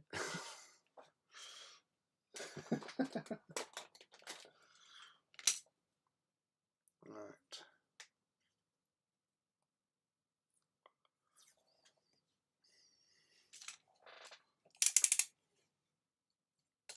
Oh, you.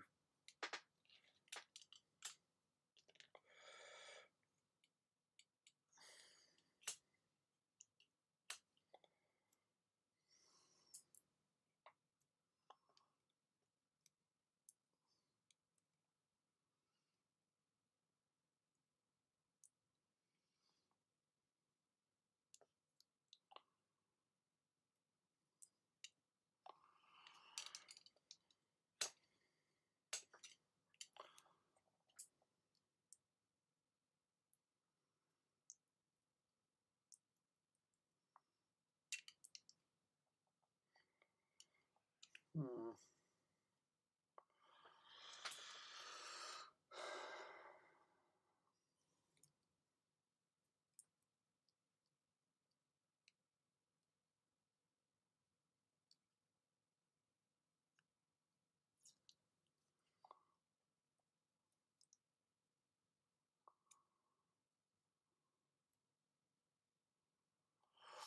Yeah, no, it's orc flesh, so I'd have to paint that.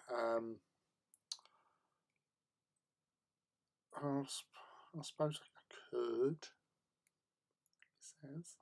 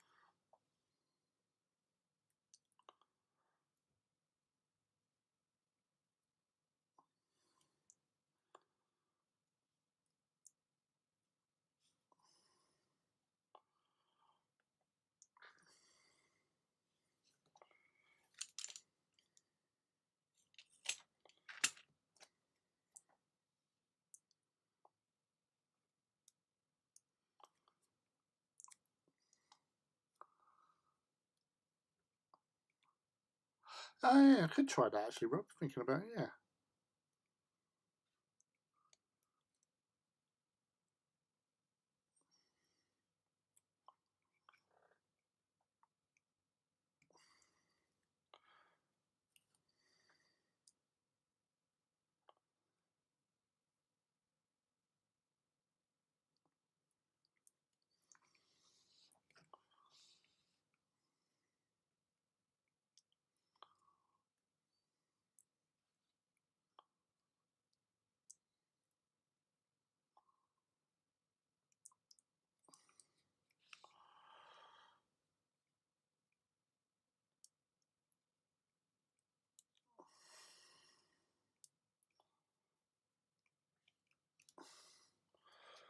All right, so this might work, it might not. But we're all about experimentation here, people. Let's see what we can see.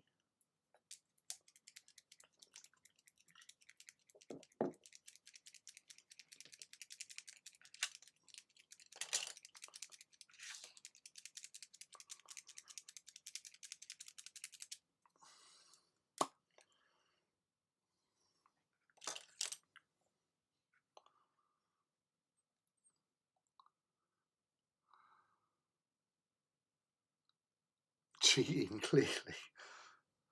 Well, that's not cheating to do a tactical symbol like that. Really? Surely? No? No?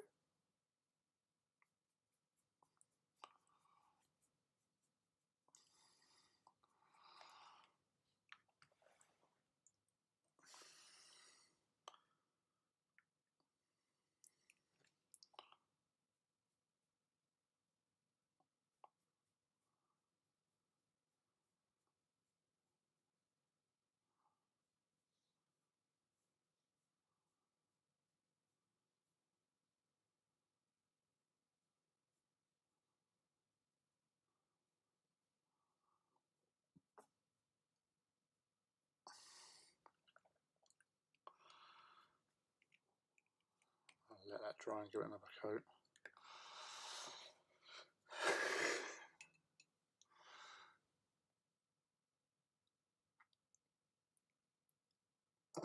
Just use the almost dry brush and then stippling motion.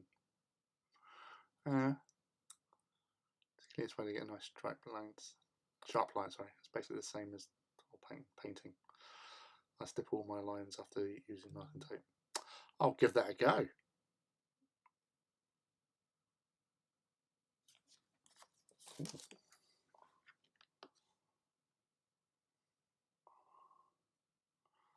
Sorry, just that.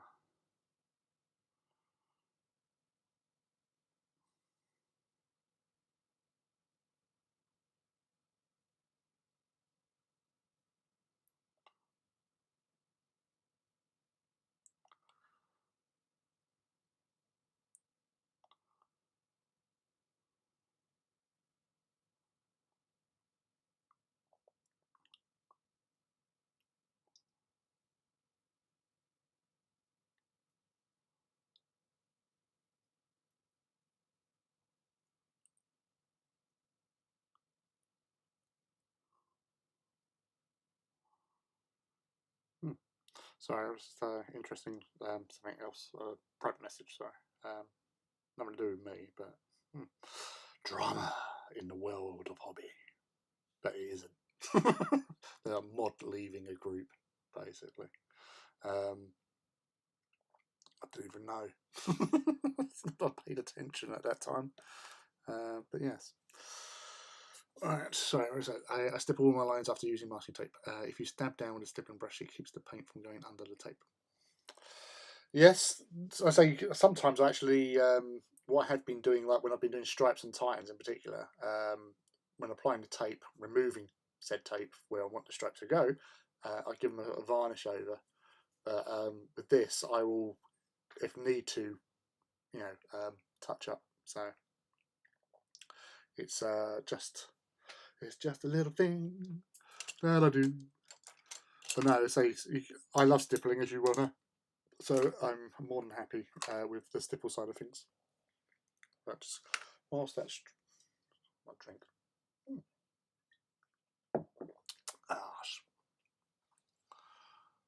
I do a lot of stenciling, not on minis, I mean. Alright.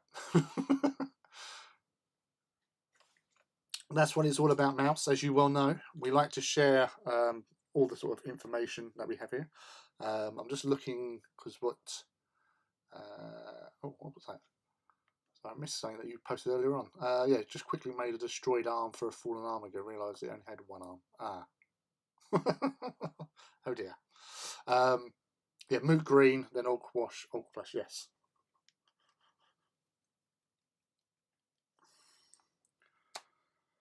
So, cunning plan by Rob.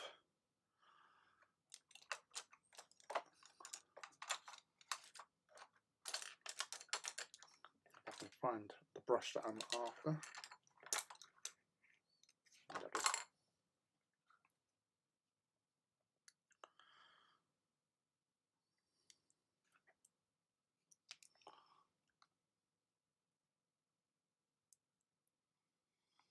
I did on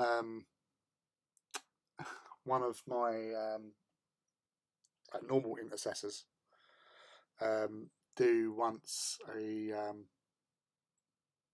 on the wrist pad.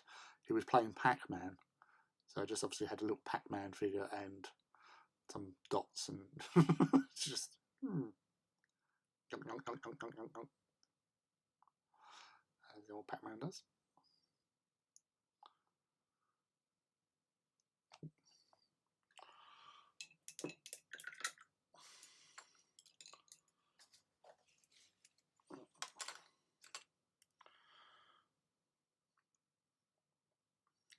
That's what I want.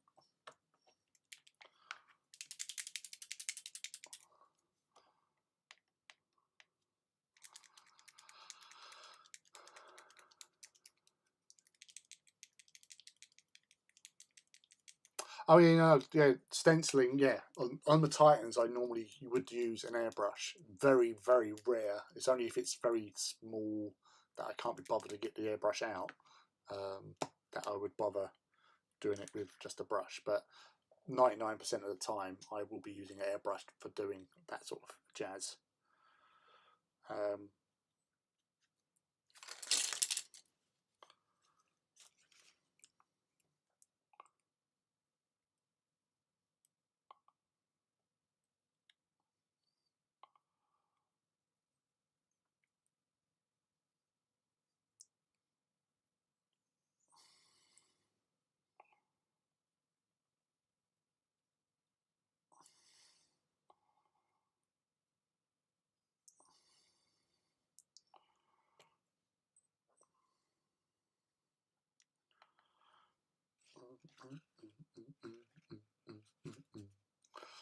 My Pokemon Vi are also done with stippling. Literally takes a few minutes to paint the black armor.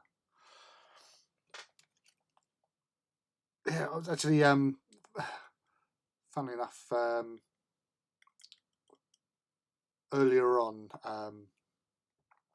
Kirill messaged me this morning because he was watching the Outer Circle live stream, and they'd mentioned showing off one of my Titans and was talking about it. So he's like, "Oh yeah, they're talking about it." And so I went on there. Just I'd missed what they've been talking about, so I watched to the end. Then obviously just went back and watched it. And the guy Cat, because Macca weren't there, but Cat was there chatting about. Obviously, he'd shown a picture of my Christmas card that I'd done. I posted up on several sites and Twitter and all that the other day.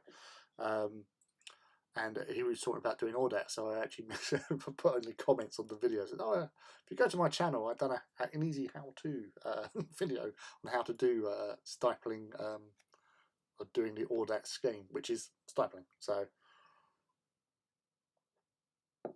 I do love to stipple or stipple. Now I'm kicking myself. I'd have bought some World Eater type stencils just for my World Eaters, and I forgot to even use them on my new Dreadnought. But that Dreadnought that you're doing looks amazing anyway. So fuck the stencils. You don't need to. Sometimes you get into the and go, wow, yeah, I'm awesome. Woo, just do it. But he does looks really good. So big thumbs up. Right. That's that arm. I'll give it a bit more because I don't know actually.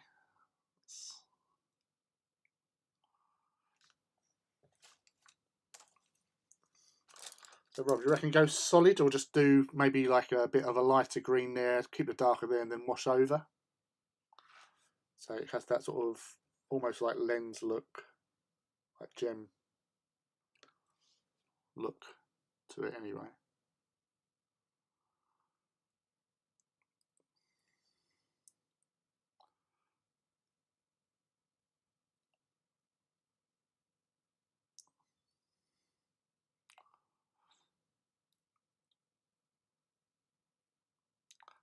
yes, Mousebait does have pictures up on Instagram as far as I can remember, because I think that's where I saw it last.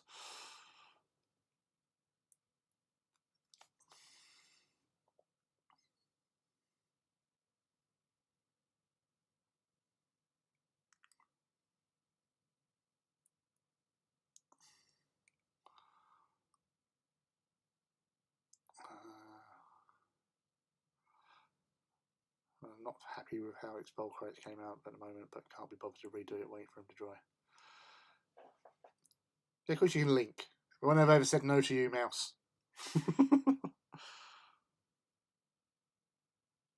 Yes. So again, if you want to share any links of your Instagrams, you want some followers that you haven't got before. I'm sure most of the people here actually probably follow each other mostly, or apart from Kirill. I'd wash over it all.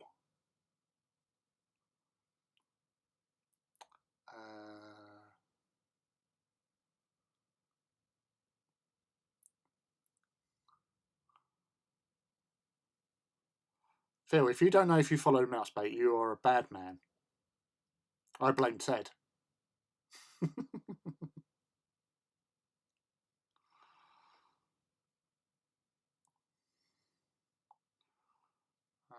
So yeah, so that's the whole point of this hobby hangout, is obviously you guys having chats and stuff and sharing knowledge with each other and sharing friendship, because that's all we're here for. It's laid back, it's easygoing, everyone is cool.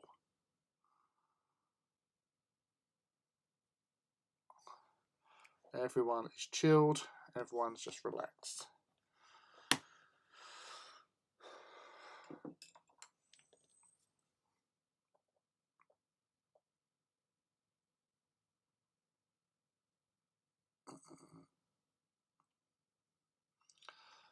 Yeah, so say just if you just link all your stuff in the chat, I'm just going to kill that one and get my last one.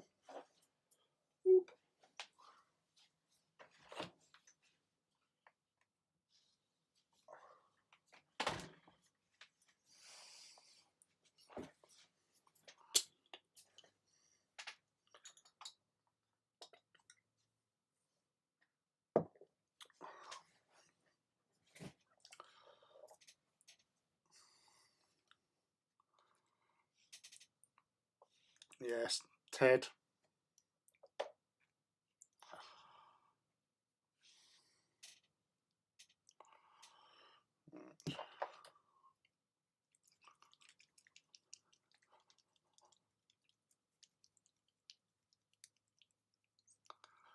It's all happy and friendly until Lee pokes somebody's eye out with a Quake can. I might have just been pleased to see them.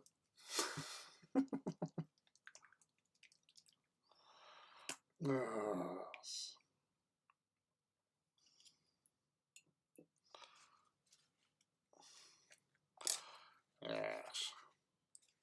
Yeah, so yeah, that's, if you just search on Instagram, Phil, under Mousebait, but spelt how Kirill's popped it up,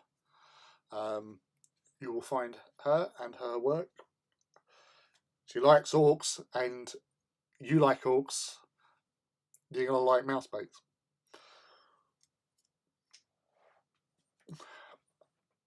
Phil is a huge orc fan, orcs and dark angels. So Felix, you'll like him as well. With your orkiness. Plus, he does some awesome Titan painting as well. Hey, G Stealer. It's the size of a Titan, if that matters.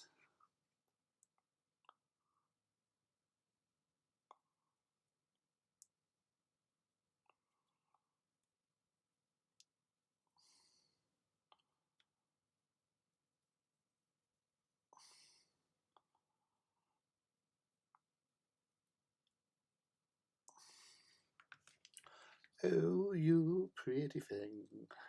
Don't you know you've got your mama and papa and sing? Oh, don't you know you're driving your mama and papa and sing? Gonna make way for the Primaris Imperium. Right. Yeah, I like that.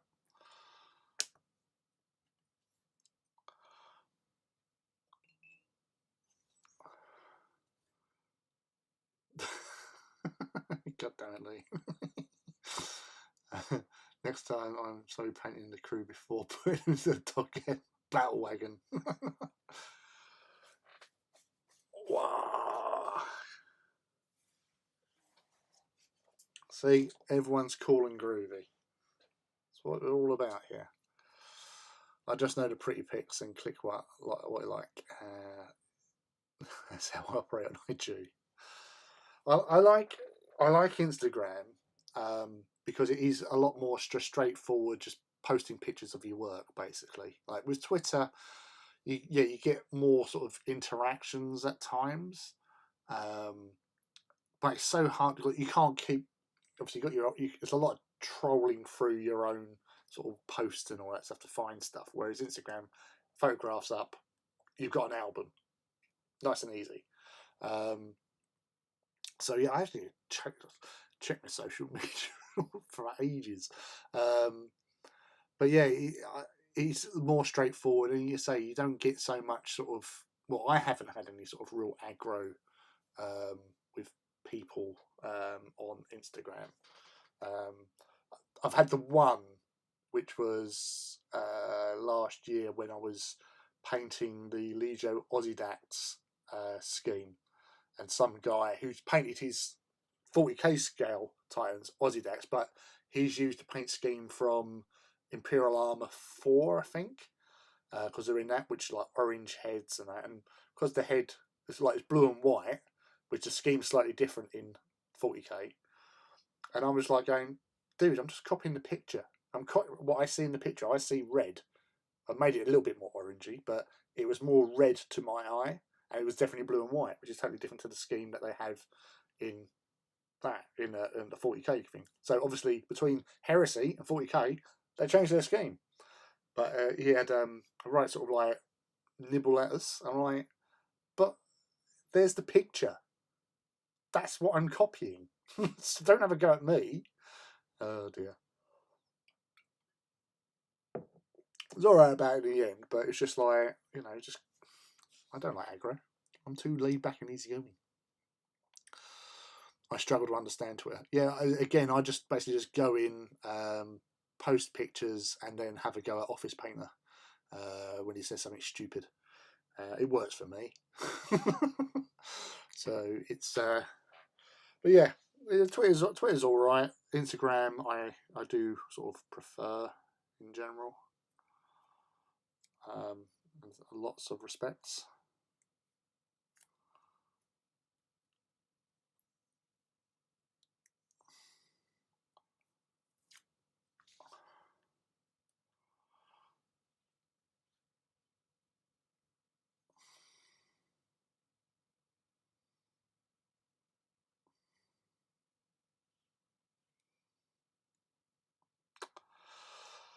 It's all right. It could have been better. Hmm.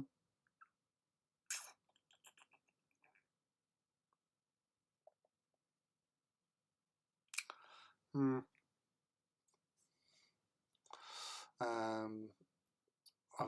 I've a bot constantly bugging me at the moment. It's not so bad on IG. Twitter is just to block a load of idiots and you're good. Yeah.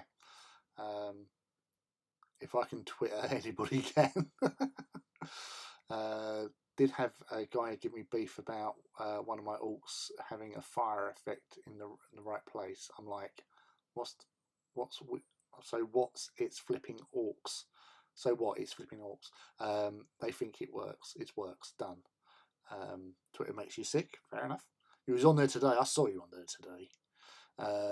I have one guy on Insta who keeps asking me how to do stuff. Close to the point of telling him to send me his stuff and I'll do it for him. Oh dear. Okay, I'll send you the Titans. Yeah, there you go. See, Arrow came out okay. Yeah, it's come out okay. It does look that sort of painted on. I think it's a little bit. Sorry, it is a bit on the over. Just thinking, I could maybe retape, extend, thicken out there, so make that a little bit chunkier to bring that. I think that point needs to be over a bit more because there's not that much space. So maybe I have to bring that over a bit more like that, I suppose. I don't know. Angles are okay, so I think it's workable, doable, fixable. And I'm gonna have to do it because I'm looking at it and it's bugging me now. So get some new tape. But no, it's perfect. It is perfect for the most part. But yeah. Oh, thank you, Mouse. I'd spam some YouTube videos of Rob Walters and then ignore them. I was on Twitter today, but avoided the Egypts. Well, that's what you have to do, unfortunately. Bit to the left and on our screen anyway. Just go over a previous paint and correct it. Yeah, that's what I'm going to put some tape to sort of bring the arrow point over to here a little bit. Like I say, it's all about the experimentation, isn't it? Really. No, I wish I could, Mouse. But the old OCD as such.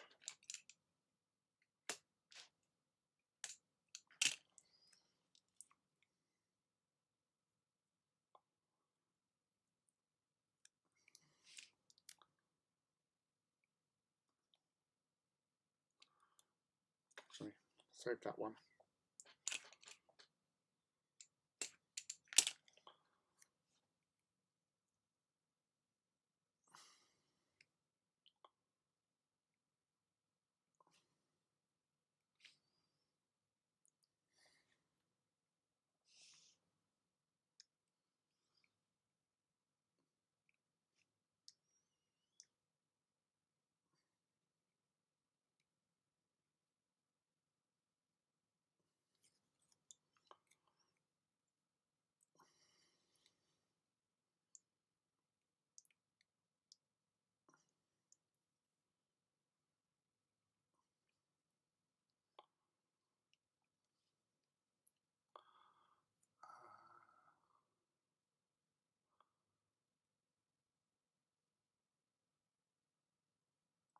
Yeah, it's one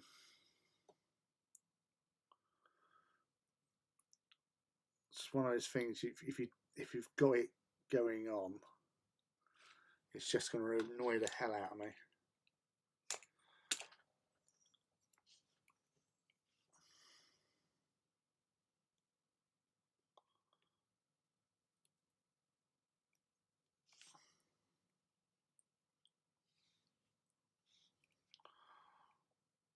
I think that should actually do the trick, he says. We'll soon find out, won't we? But yeah, it's just you want it to look like the other side. If it was a decal, not a problem. You know, reposition, job done. But it's not a decal.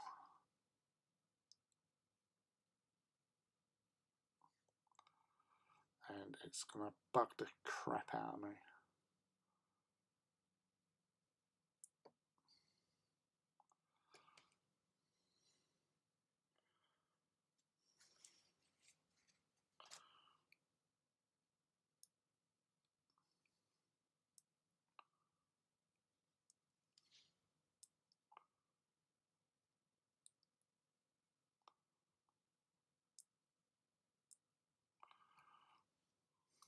I'll let that dry.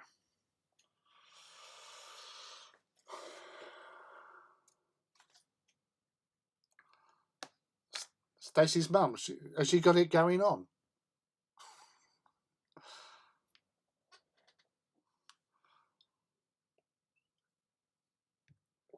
I'm just mixing up different blues. I'm using my Snotlings and Grots.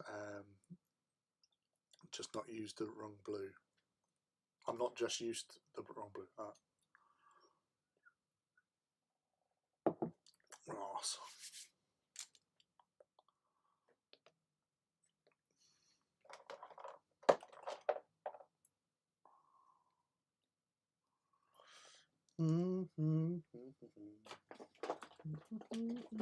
Your mama and papa. Oh, you pretty thing. Don't you know you're driving your mama and papa insane?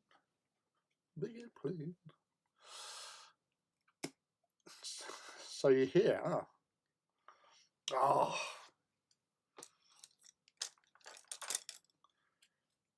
It reminded me of one of my favourite scenes from Battlestar Galactica. Where in the mini series bits where Adama contacts Starbuck and asking her, "What'd you hear?" In the middle of a firefight. "Nothing but the rain, sir." Alright. Grab the cat and bring your gun. I can't remember it now. That's bugging me now. Pick up the cat and grab your gun. And just bring back Apollo, who's stranded.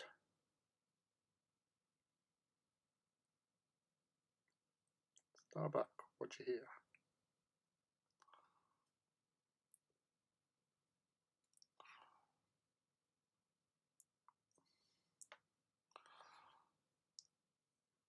I was saying something earlier, recently, like last year or something, that it was going to redo Battlestar. It's like, dude, it's only been like a couple of years, 10 years. Give it a chance. And that one was pretty fucking awesome.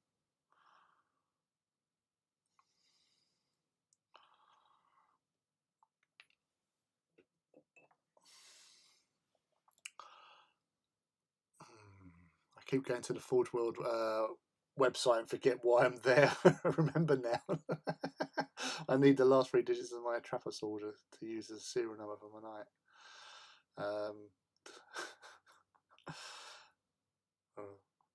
Oh well, McCrag and Calador are close enough. I love Calador Blue. I actually really like that.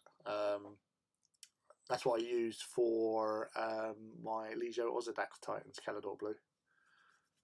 It's really nice blue. I just love it. And I remember here the silly "Are you human" thing. The "Are you human" thing. I was going onto the Forge World website to order some. It was either the Asterius or the Army Guzman. They were on pre-order, and you had the 9 boxes. It asked, "Pick out the plane." There was no images in any of the boxes. It was just like nothing. It was like, they all look pretty plain to me. Number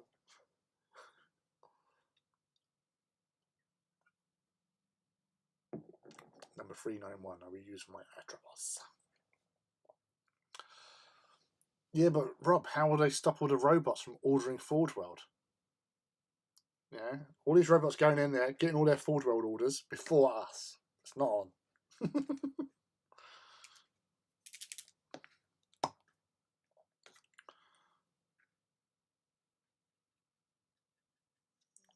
Right.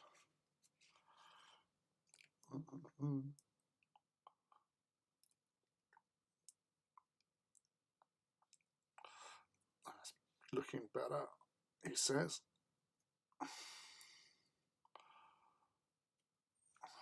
And I'll go over that with the white. I'm going over it with white anyway, but I'm going over the Corax white with the White Scar white. That's what I'm doing. I know what I'm doing, and that's why I'm going to have a chocolate. Anyone want a chocolate? I've got a few here. I'll share them. I like sharing. Ooh, caramel cake.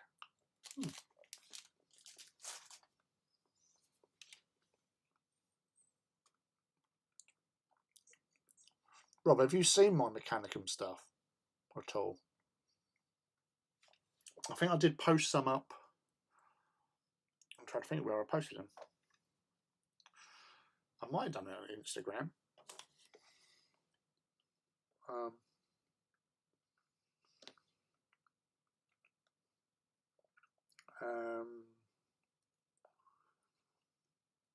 No, I haven't posted them on Instagram.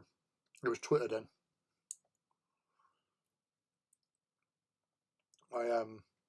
No, stop doing silly stuff, you silly thing.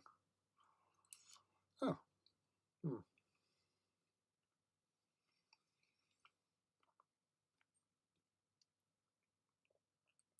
No, thanks, Killer Red, for sharing stuff on the Instagram.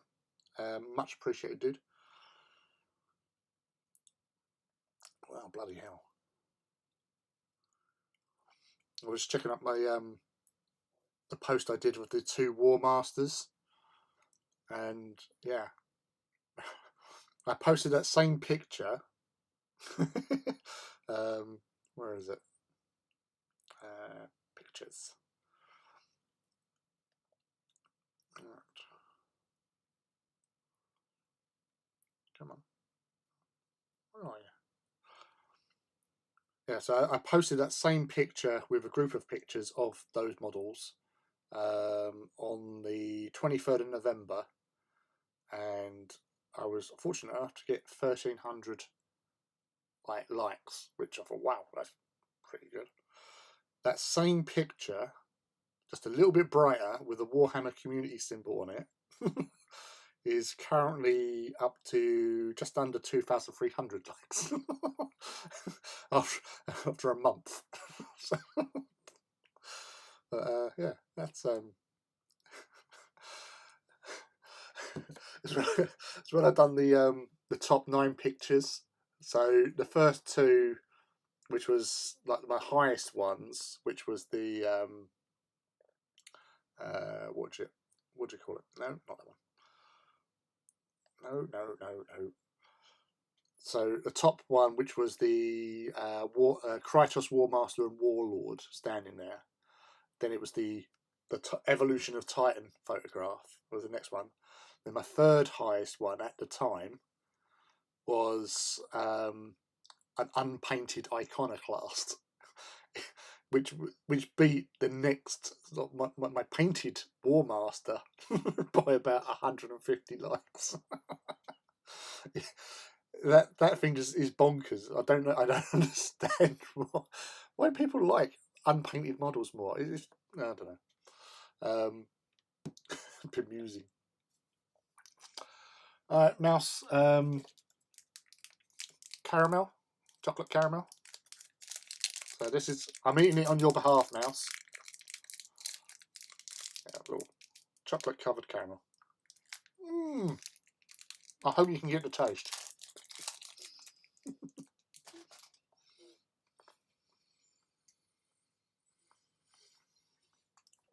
What I'll do, Kira, after I finish tonight, I'll have a look through, see what pictures I've got available, and I'll post some up on Instagram, because I think that's where most people hang out here anyway.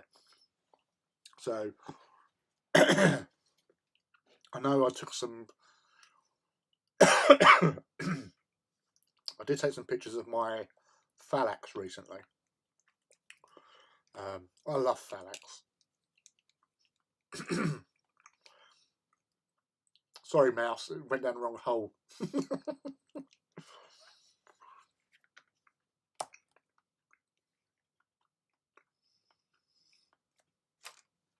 And the problem with caramel is it's quite chewy.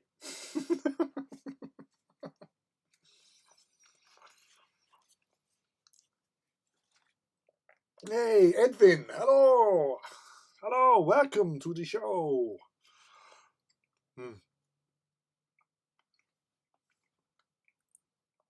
Yeah, it's but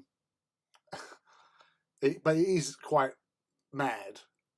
But you know, I'm sure that someone will cotton onto the fact. Oh no, I'll just get the Warcom symbol and just like Photoshop it onto their picture.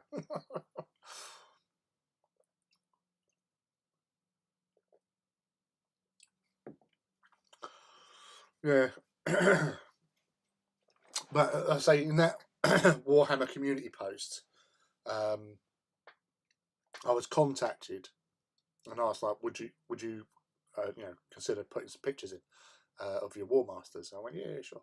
So I sent in pictures of all my War Masters, and then I included that one as a sort of like last minute. Oh, I'll put them on it because it's got an iconoclast in it as well, and it is a nice picture.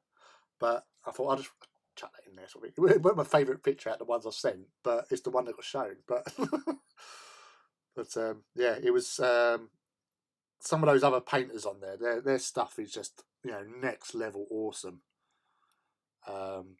So I was very honoured to be sort of having my stuff shown alongside theirs, really, and obviously representing the AT crowd, which was nice. And Edvin, who posted it up onto the AT18 group. Thank you very much, mate. That was I was avoiding doing that myself because I just thought, no, if I do it myself, it's just a bit sort of braggy, a bit. But it was like a big up to Lee Marshall, and that post. I don't know if you remember. There was a guy who said that he'd been up to Warhammer World, and he'd seen, like, him and his mate was in the museum, and they'd seen a guest display, and he said, "Oh yeah, we saw your Titans in the thing." I went, "I haven't got any Titans in there." "Oh, I had your name on there." Was it? And Killer Red, he's my special agent for Warhammer World because he lives nearby and he goes up there regularly. So he kindly went up there. Well, he was going there anyway, but he went there and had a look round, and he said, "No, there is nothing here with Lee Marshall written on it, or Titans with your name on, or anything like that." Because I thought it was just weird that it said, like, "Oh yeah, we saw your Titans up there." I haven't got any. And then I was thinking, my God, there's another Lee Marshall who does Titans, and he's in there, and I should be in there maybe. I don't know. There's like body snatchers and everything. And yeah, that was yeah. You had these thoughts. Yeah, body snatchers are everywhere. But yeah, it was just crazy. And the guy who posted was called Lee as well. So it was just like, that's odd.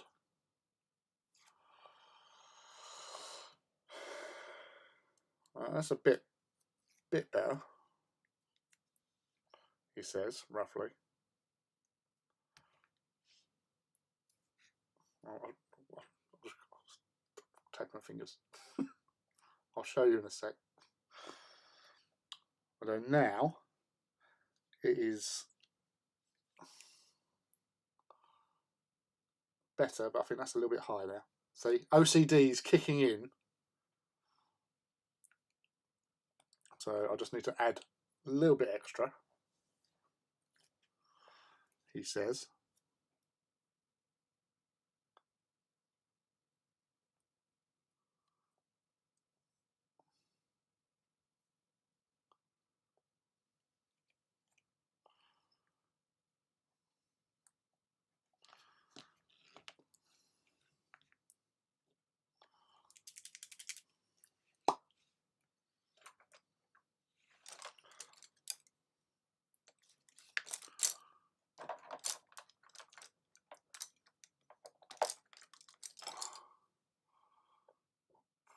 Legion, yeah. Well, that was obviously me and Lee Godden, because obviously having two Lees in the same chat is never a good thing.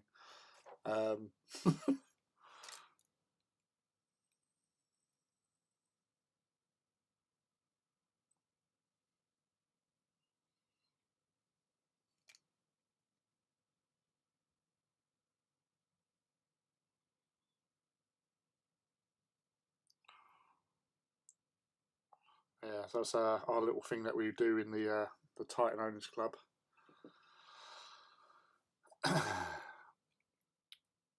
Oh, you got your Reaver on the... Yeah, but dude, your stuff is awesome. So it deserves to be. It's like with Phil as well. Phil does a really great job with his Titans, and he don't get a lot of look in. Bless him. It's beginning to affect him now, I'm sure. I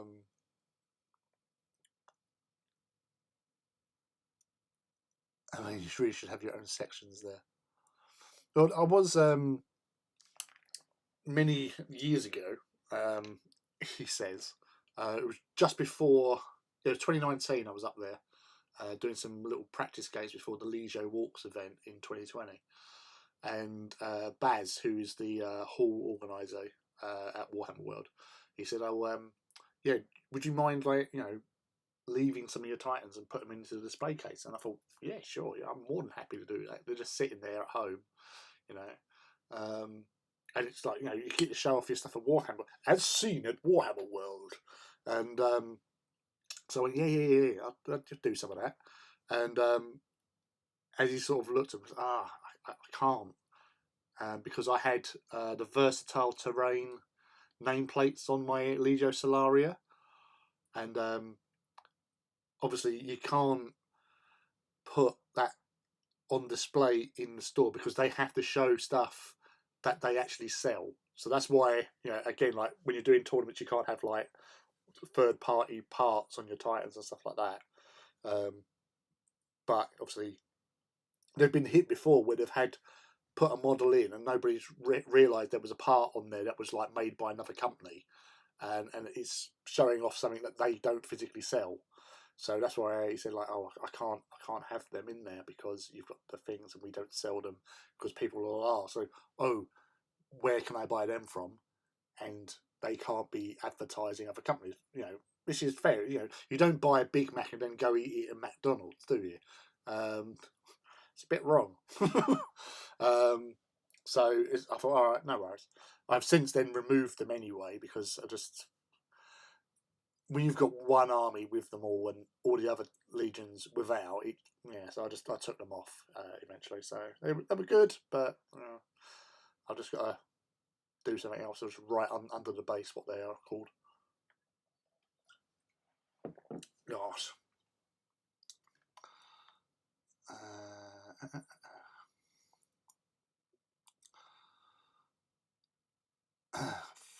And I followed them from the beginning, yeah. You would not believe how loud my dog is snoring at the moment. The temp sounds like a chainsaw.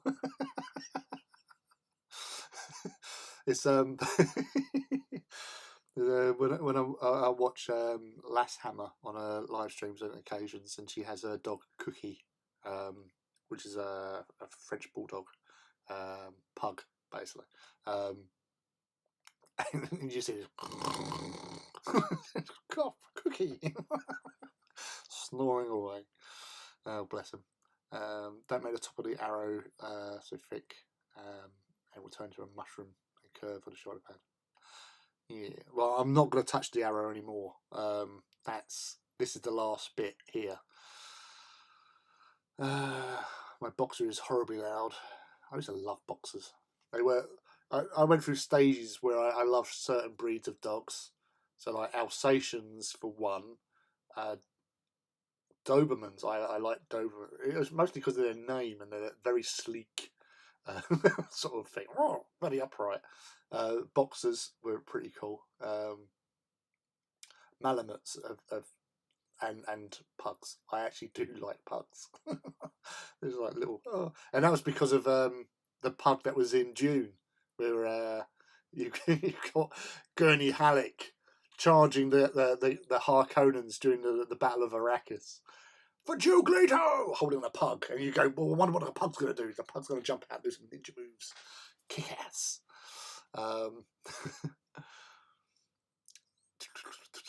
Some kind of terrier mix. We don't know who stopped by our house, saw an invisible sign, suckers live here, and never moved out. Ross. Next year we'll do a walk at Warhammer World and get into White Dwarf. Yeah. Well, some of us have been in White Dwarf through the last walk. That was 2019, before, not the last one, but the one before, 2019 walk. We had those pictures in there. In White Dwarf 470, or is it 60?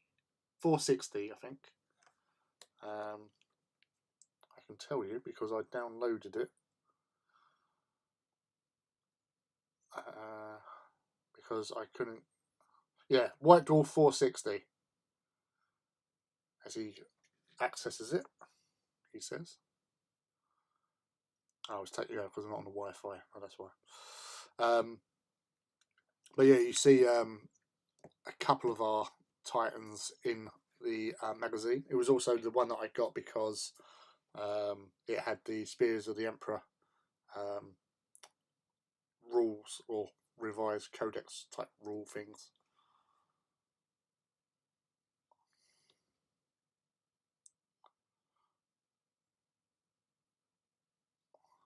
It's marginally better. Just neaten up a little bit.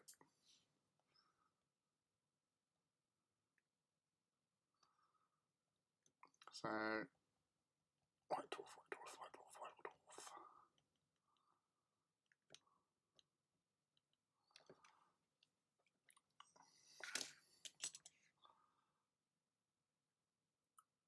So, yeah. Here you go. White Dwarf 460. And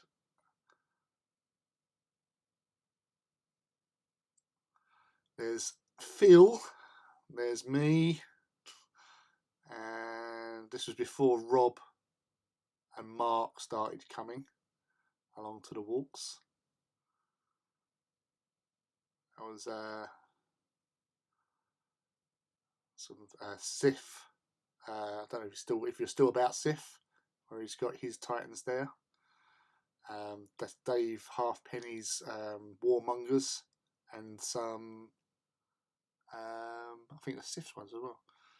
John Hex's stuff is in there as well, and I think they're Matt's, those ones. Yeah, they're Matt Wingrove, who is the main dude for the Titan Owners Club. So, yeah, it's nice getting photographs put in there, because I had somebody message me, "Oh, I've just got my preview of White Dwarf and you're in it." I went, "What?" I had no idea. Nobody told us. Yeah, you're normally Phil's had his picture in there several times, mostly like wanted posters, I think. Be careful of this guy, he's dangerous. He's got a terrifying dog called Ted. He's a right nasty piece of work. Like a beagle, like a bagel. Yeah, do not feed article. Yeah.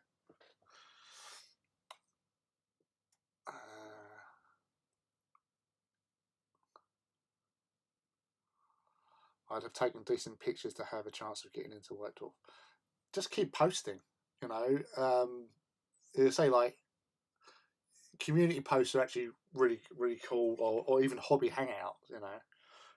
Getting a chance to sort of have your stuff on scene on there is always nice. You know, and hearing the pros talk about them is always you know, a nice little thing as well.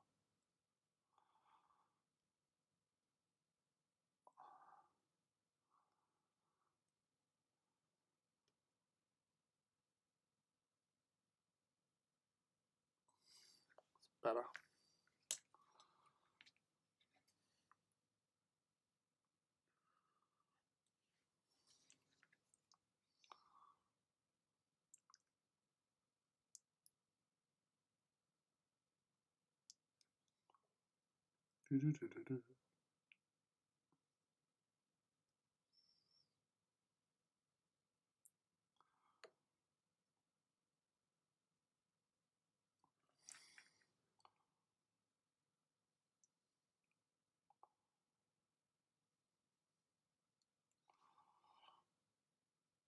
Sounds liking it.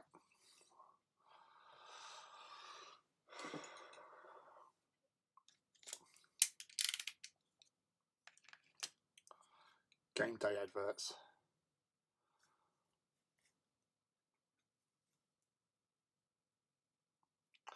Yeah, I say that the walks, like a few of the guys here are Titan owners as well, and getting to sort of chatting online is nice. You know, chatting with you guys here on Twitter, Instagram, or whatever, Facebook even as well. But you know, spending a weekend rolling dice, having fun, you know, letting your Titans loose on the big scale, it is so much fun. Obviously, we want to get more events done. So not just so you have the main walk, but we do a couple of other ones. We've got one coming up in February, which obviously they're all UK based, unfortunately, everything. So, but Beachhead, which is a big sort of like gaming convention down on the south coast, Bournemouth. We've got a guest place there, so we go down, turn up, have a battle. People come and watch and see what's going on, learning about Adeptus Titanicus in the big scale. I know that at this particular one, the guys from Maximal Fire are also down there. They're doing an AT tournament, so we might pop over and say hello to them as well at some stage. But yeah, there's the main walk we do, which is like a 2-day weekend. We are hopefully one day work with Games Workshop and actually do one up at Warhammer World somewhere. Whether or not it'll be in a main hall, I don't know.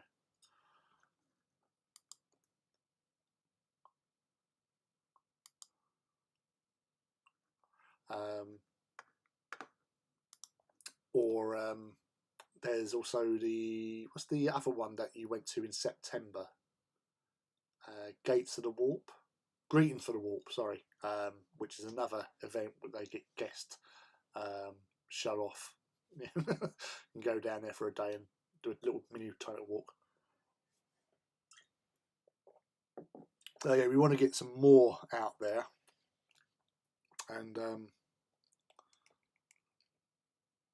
it started raining. Oh joy! But yeah, I say Rob come to the last one, and I think he's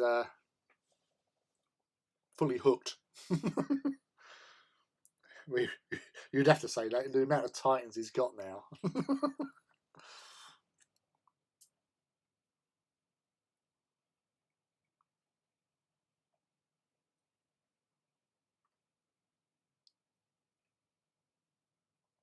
Oh yes, good call on that. The Orcshade over Moot.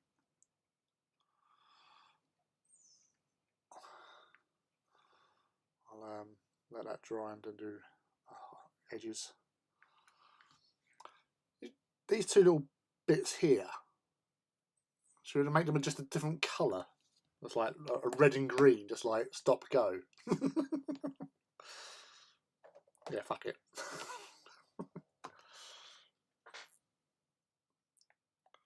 Oh yeah, because you have the well, you got the Warhammer Citadel in Texas. There's another CAF that's opened up in LA, but I think you need one over in because you're more towards the East Coast, aren't you? Where you are. But it's been a surprise that they don't have such a big presence over there, really. But then again, like, you know, there's only so many places they can put these things. All right. Cheers, Kirill. Thanks for joining in, and thanks for, you know, for all the help and the scouting out you did for me yesterday. And for the message earlier on as well, dude. So take care. Have a good one, mate.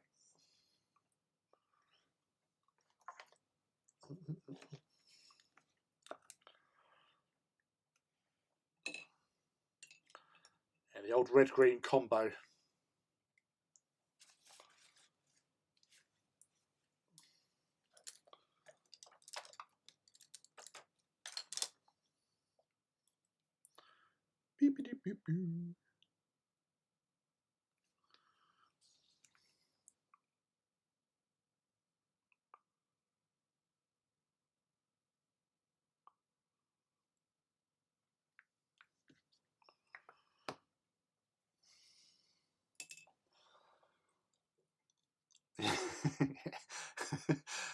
Well, Texas is definitely nearer to you. You go to the Citadel on the way to the LA Caf or cafe.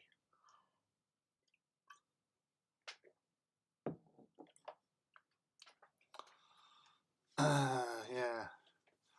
Americans are known for their understatedness and restraint.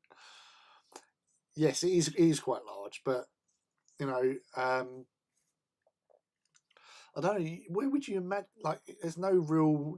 You know, each state is quite unique in a lot of ways, in their own ways about things. I think so. Like, you would imagine, like most either California and probably several of the East Coast states would probably have. I wonder if they would have actually a higher level of sort of bases of gamers, like war gamers and stuff like that. But yeah, it's just like doing something. But again, with the Americans, you do like to travel in a lot of cases. You will drive, you know, hundreds of miles to go to somewhere, sort of thing. Whereas, you know, over here we bitch about going 20 miles. Oh, that's too far away. I can't. It's like 20-minute drive. I can't be asked. 20 minutes if he was on a motorway and at speed. But yeah, it's so that's what I always wanted to have. Sort of, Rob, was like even like over here, like in England, and you know, like counties. You know, each county has a Titan Legion assigned to it.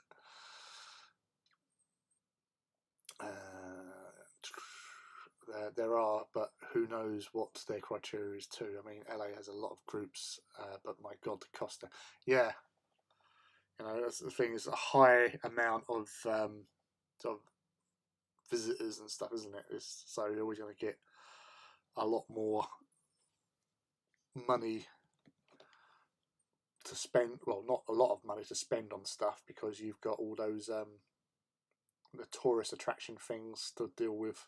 So they instantly put up the money. Just reminds me of The Simpsons when like they're filming Radioactive Man in Springfield and they're putting all these new old honest Joe Quimby keeps on coming up. Oh, there's a new tax. New tax.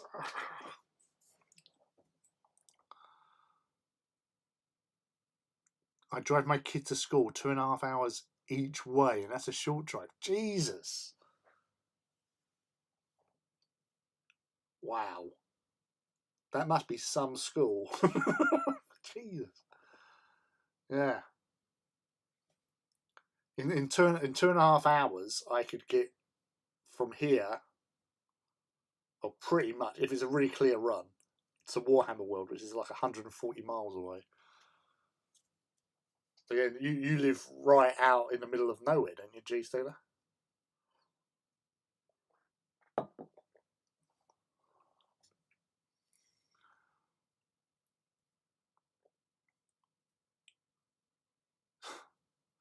And that's the thing. It's like I know, like with Americans, you have that sort of out there. You know, we'll get in a car, we'll head out to wherever, sort of thing. But you know, the sort of mentality over here. So, if I can't get there in like 20 minutes, I'm not bothered.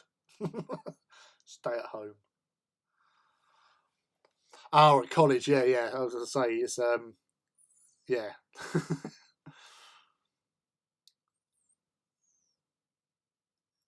And one from the smallest countries in the world, it takes 2.5 hours to drive from one end of the country to the other. Yeah. I toss my kids out the door each morning and they have a 5-minute walk. Yeah. I go up to Atlanta a good bit. It's about 2 hours. The only place I gain much anymore. That's the thing. Is like if there's a good place, you know, to go. It's like when I was a kid, when I first found out about Games Workshop and all that sort of stuff. I used to sort of go into London, which would take about an hour, and it was on like trains, sort of thing. So obviously, and a bit of walking. So I would say to get into London would like to where the Games Workshop was. It would be a good hour to hour and a bit, but it's there. You go there, and obviously you've got other things as well. So if it's like a shack in the middle of nowhere, you're not going to drive like for 2 hours, really. Pardon me, unless it's shit hot or there's stuff there that is beyond compare. Because that's the only thing, is you only go to these sort of places if there is something amazing, or the gaming is good, or there's other things around it. But yeah, say it's a bit crazy at times. Hey Tom, Happy New Year, dude. Nice to see you again, dude.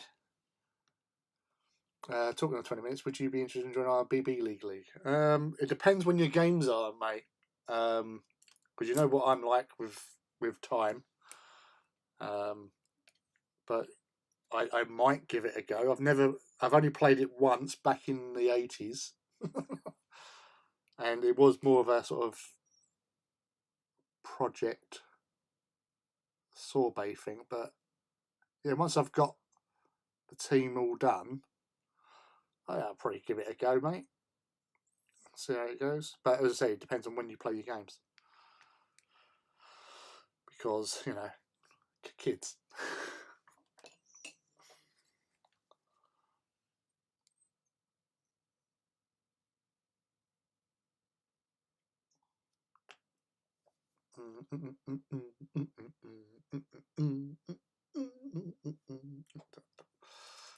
Special mix. This is very watered down Agrax. I love me Agrax.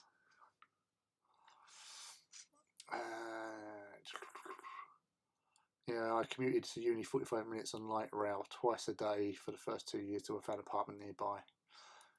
Yeah, you have to, didn't you? Quick hide, it's Tom. Then we moved to LA and they barely had buses. Then we moved to Georgia and there's not even buses. So that's the thing that gets me, right, Mousebait. It's like you watch all the movies, but like will move from state to state to state, whereas us lot over here, we're very reluctant to, as again, go too far away. There's the odd people. Like I'm originally from London. I'm now living in Essex, and I have done since 1994. But London is like, well, nowadays it's sort of like 50 minutes to an hour drive. It used to be about 40 minutes drive. So, it's not that far out of things, but yeah. Whereas you guys will uproot, go somewhere completely different. Like my friend Jeff Preston was living out in Illinois, up sticks, moved out to Oregon. So, it's like, what? So, yeah, it's like you guys do travel. You do get out there.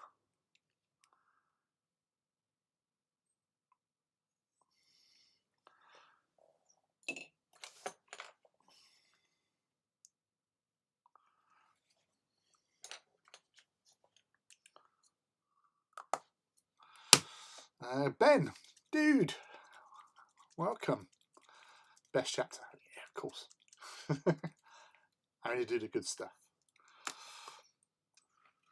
Yeah, like I say, like lots of the Titan Owner Club Princeps are out today. So welcome aboard. You missed Killer Red. He was there a little while ago. Sif was about. I don't know if he's about, and John Hext was also here. So it's a good contingent, good representation from the Titan Owner Club. Thank you for joining us. See here, and you, Lee. I'll admit I failed to realise it was Saturday. Well, that's the thing, because luckily, like I don't have to work on New Year's Days now, so my boss is sort of like, we just don't bother. Not really worth being open, and So obviously after I was working yesterday, only till 4 o'clock, but still you're working. I'm working tomorrow, but having a day off, and I was sitting there. I thought, right, okay, I can do some hobbies. I've done some hobby, tidied up some stuff. Like I put the Christmas decorations down and away, up into the loft, cleared the loft out a little bit, and then I just thought, you know what, it's I think I'll do a Saturday. I'll do a live stream. You know, there was nothing else playing. Like the girls are in there watching movies and all that sort of stuff. So I thought, well, I'll just be sitting there painting anyway, so I might as well come paint in here and hang out with you guys. So it's always lovely to see you, hang out and stuff. Hey Rob, I just got home honestly from Silverstone, did a lap of lights. Oh, cool. Yeah, you like your cars. How you all live in cities. I did Baltimore, Maryland when I was worked at GW and I hated every minute of it. That's the thing, is like City Mouse and Country Mouse sort of thing. I suppose in some respects, because like the part of London I lived was right on the outskirts, so I had the forests, Epping Forest, which is big, sort of like forest just outside London, going into Essex, and I would literally just go over there and have little adventures, you know, building camps, running around the bushes and exploring the woods and stuff, you know, for much of my youth. So I had that sort of, you know, I could jump on a bus, go into the busier parts of the borough. So like Waltham Forest, there's like several towns all part of the borough on the outskirts of London. So to go there for the cinema, swimming pools, and all that sort of stuff. Or once I moved from Chingford to Walthamstow, I could just walk out my flat onto a train, and I'd be in London in 20 minutes, like central London. When I moved from Walthamstow to Essex, however, at 6 p.m, everything stopped. Although it was like a big sort of newish town, so like there was lots of, you know, people, you know, up this way, but no buses. There weren't like independent train setups or anything like that. You could only go into London from there or into Southend, but the buses just stopped. And as a pedestrian, you couldn't get anywhere. So it was either paying for cabs, which at the time wasn't too bad, I guess. But you know, as you make friends and stuff, moving out of town, and they live all over, from one end of Basildon to the other, sort of thing. It's you know, either ride a bike, which would take you sort of like half an hour to go from one end of the town to the other. So yeah, it was a culture shock coming out of London, which you could get buses at all times of the night. The night bus, infamous night bus, coming out of London after going to gigs and parties and stuff in central London. Jumping on N96, and it's like an hour later you're at home. But yeah, yes, I do. Ben, I'll show you a picture, which I think I showed earlier on. So, I have to do this on the phone. So, they are my Primaris Raptors. I have a full battle company of old Marines, and obviously I've been adding. When these were added, like when Primaris first came out, I started adding to Raptors. I got into the Raptors because at the time when this is sort of early 2000s, so Tau had come out, and Tau was what brought me back into the hobby, because I'd had a sabbatical for several years, because obviously after moving out of London, there weren't that many people. There was a few people that played 40k, but I never played 40k. I stopped collecting and found out more about alcohol and women and partying in general. So I stopped, and then I gave all my stuff away. And then apart from a couple of models I kept, sort of thing. And then in 2001, Tau came out, and I really liked anime and battle mechs and stuff like that. Pardon me.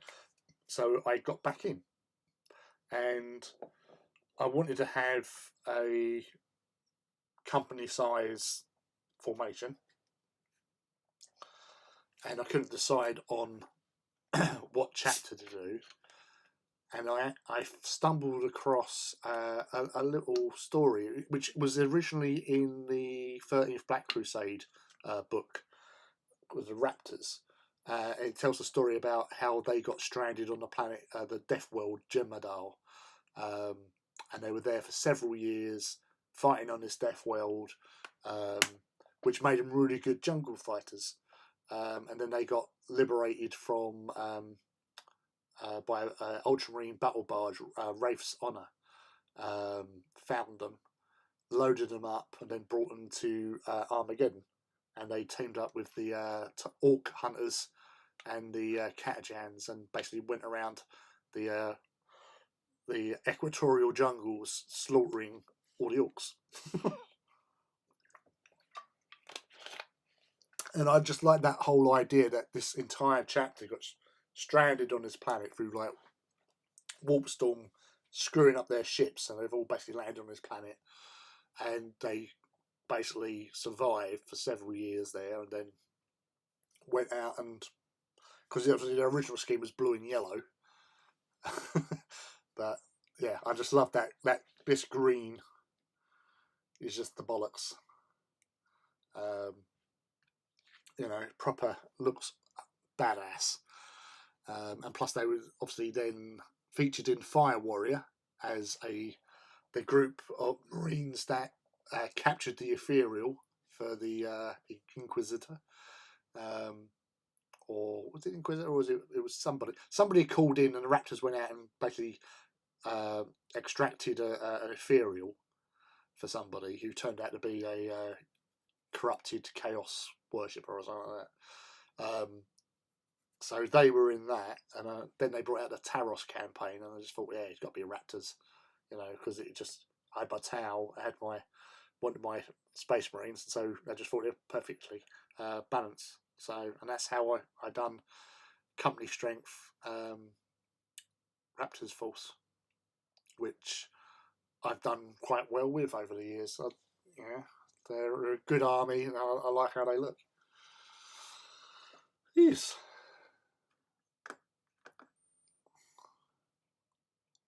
Yeah, many different yeah, same here. I was almost done Dark Angel Successors, almost done Blood Angels, and you know, it was just, I couldn't find one, and then I just found this bit of writing, and I thought, oh, that's really cool. I like the sound of that, and that's where the Raptors came in.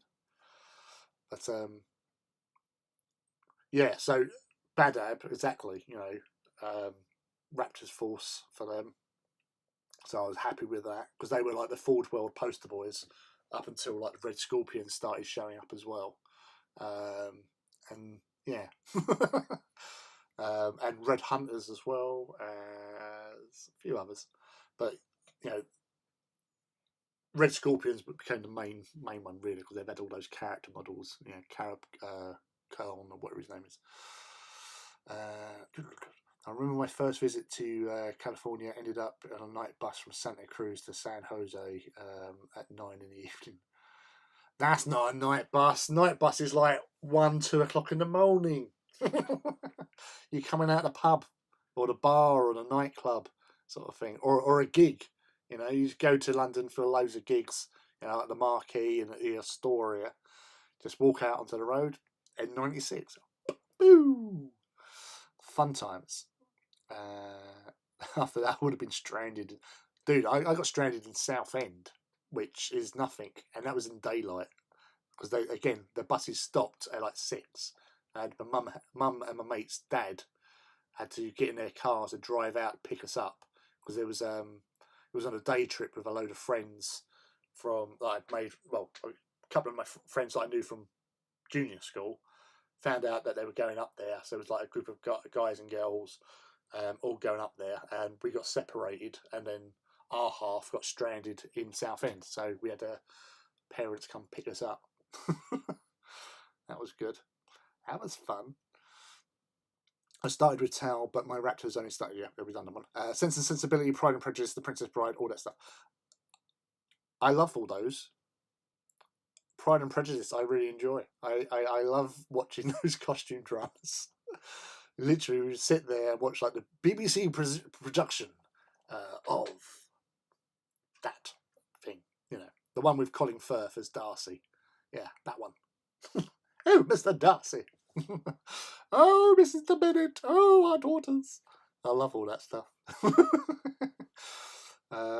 Being used to European public transportation has made a transition to US life a bit weird. That's the thing, when you're getting out of places, it is always so different. Governor Cerberus, that was it. But you evolve, you adapt, you overcome. You go full Marine, dude, and enjoy your life as best you can, because that's all you can do at the end of the day.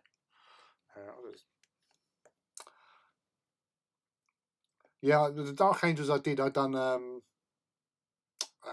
Disciples of Caliban was what I started doing, and then I found the Raptors, and then repainted the ones that I did into Raptors, and been there ever since.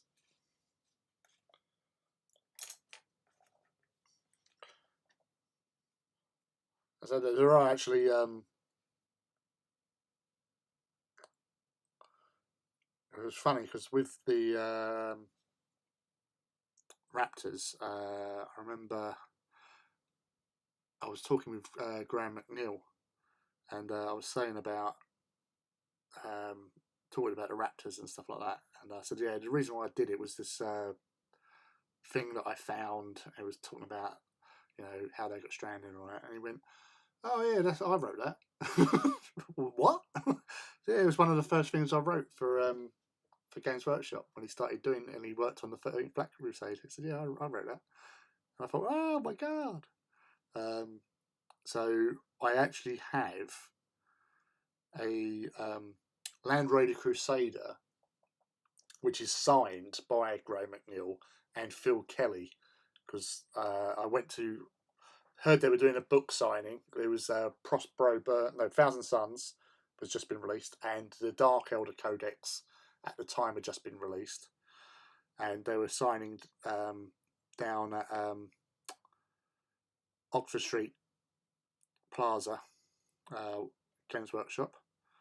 So I went for a journey into the smoke and met up with them there, and I got them to sign my Land Raider Crusader, because that's the kind of thing you do. And it has never lost in battle. It has never been destroyed. It has always been victorious.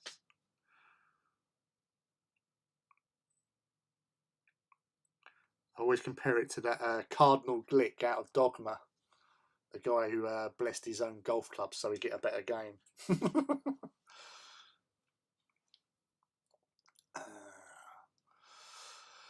Really miss the Imperial Armour books. So much understated class, but a bit shonky, like museum booklets. Yep, but they were just class. I mean, you'd always get them to read all about the new units, like, you know, the Elysian drop troops and stuff like that.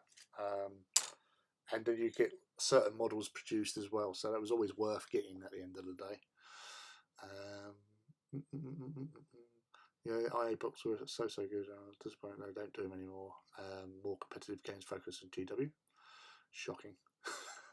Do you know the Channel 4 intermission thing where the 4 honks at the village in the valley where the kids all fall over when it stops?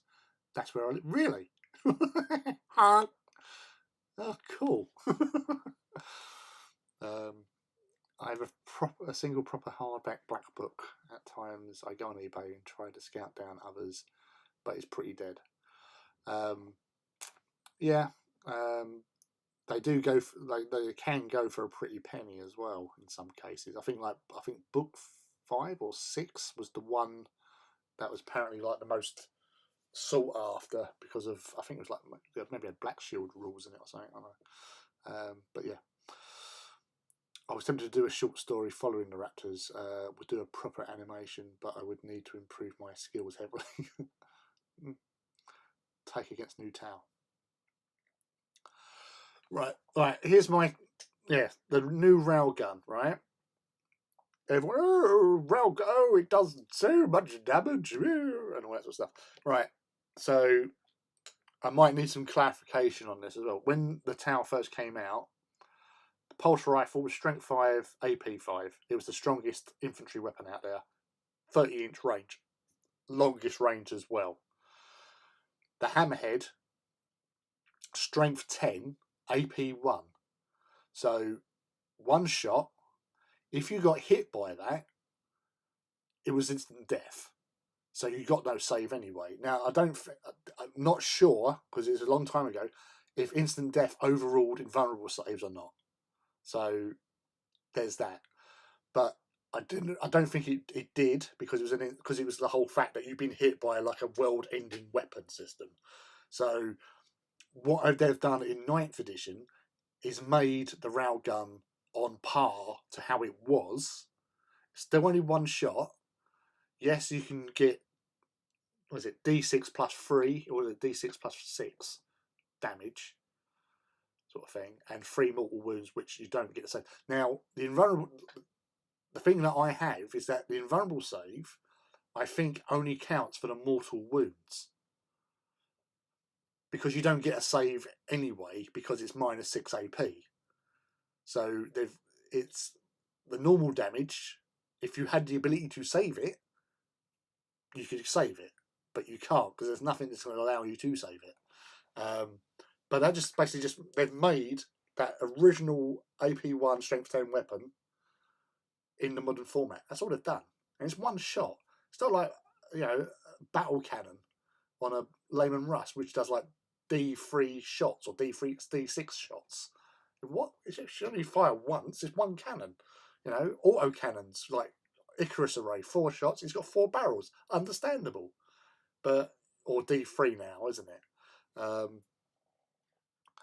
But yeah, it's and the hammerhead's not it's not a brick, is it? It's graceful flying. It's the strongest armored Tau vehicle, but you know it's silly. And the thing is, battle suits, the broadsides, because I was talking about this the other day. And broadsides, oh yeah, broadsides, but broadsides are strength 8. They got nerfed. They used to be strength 10, but they nerfed them down, so they're a rail gun. So you got a hammerhead rail gun is different to a broadside rail gun, and it's different to a rail rifle. So yeah, there you go. It's invulnerable saves overruled everything. All right, okay. But yeah, so that's the only difference, is that they've gotten rid of the invulnerable save.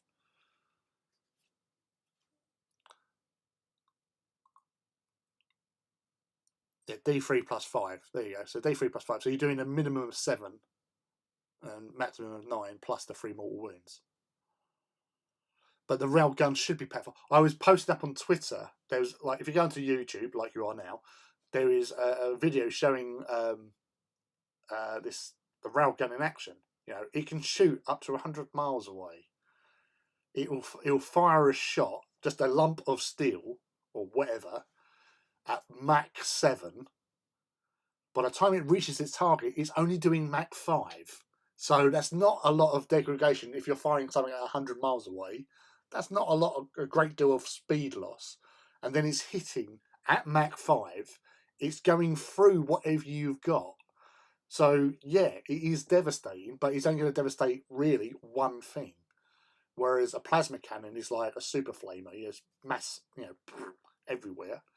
Shorter ranged, because obviously energy dispensation, disparity or whatever. But yeah, no, a railgun is a terrifying weapon to be shot with.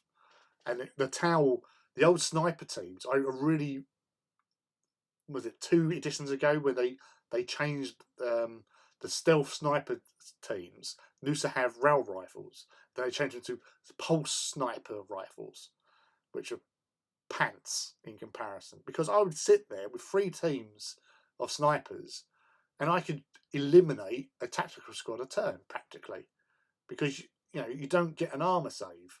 It's AP3, strength 6. It's you roll a 2+, it's dead.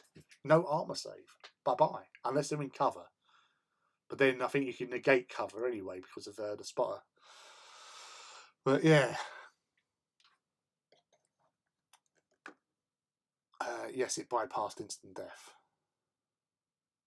That's what Eternal Warrior... Yeah, exactly. You know, if you had Eternal Warrior, you can just go, all right, I take a wound. So it's going to be on a character, isn't it? Can't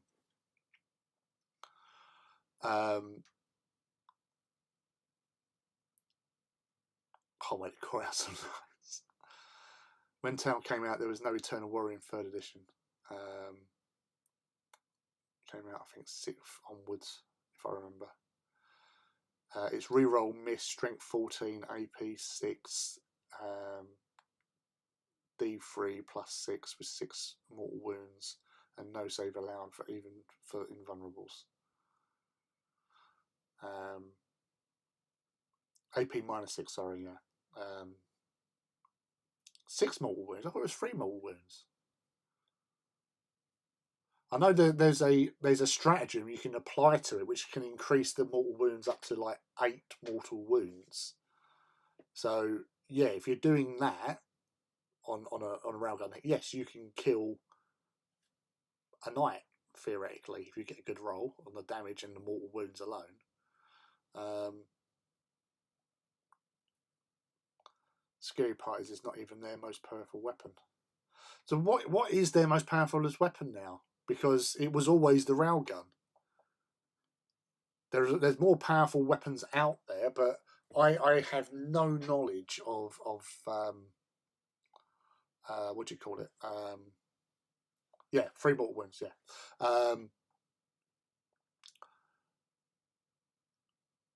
yeah. That's the thing. Is that's the whole thing. It was using marker lights. Marker lights was a big function for the Tau army.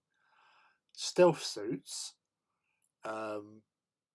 And like battle suits, and the tanks had nice long range. They weren't as heavily armoured as the Layman Russ, but then we don't have armour arcs anymore. So it's just like, yeah, you could get decoy launchers, but they've even changed like multi-tracker. They've changed over the course of years. Target lock's been changed and all that sort of stuff. Whip crack noises, they fire igniting the air as it passed. The tide wall was a bit of a weird one, the floating defensive wall. But I like the idea that you could ricochet shots on a 6. I'm shooting you. You roll a 6. Oh, it comes back at you.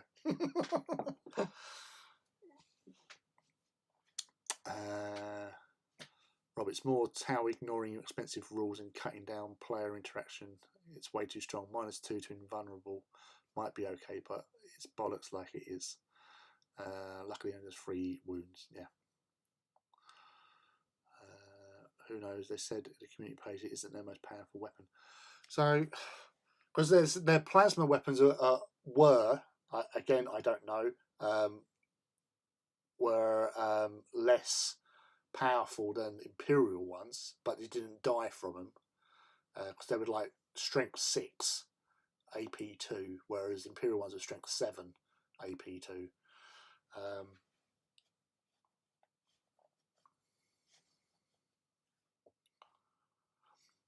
If you did D3, yeah, that's the thing though. I think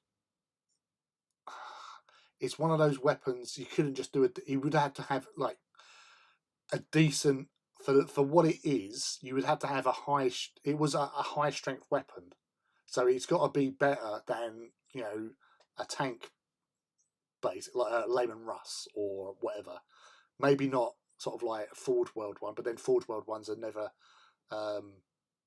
in scale anyway. Destruction fields are broken as hell. Will make cover saves anywhere. That's weird. Yeah, iron can like to be honest with railguns. I used to mostly use iron cannons because you got more shots out of them. And then when they changed it so you could overcharge them, they were better. Riptides and storm surges, as you just mentioned.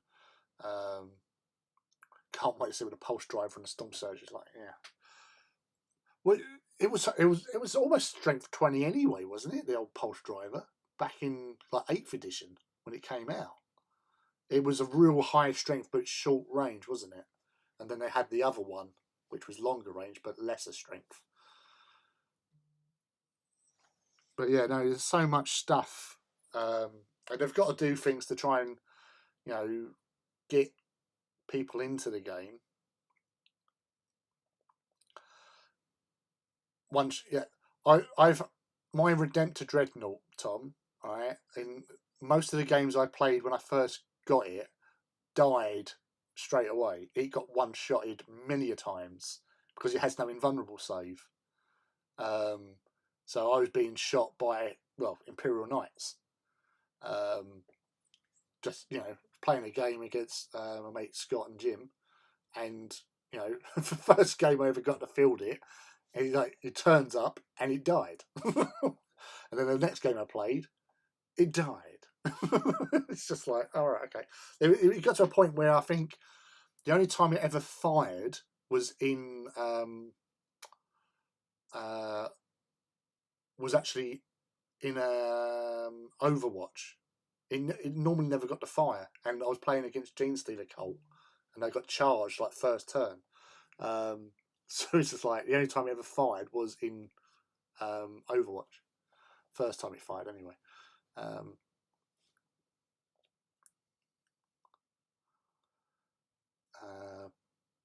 Pulse blast cannon is the short range strength 16. All right, yeah.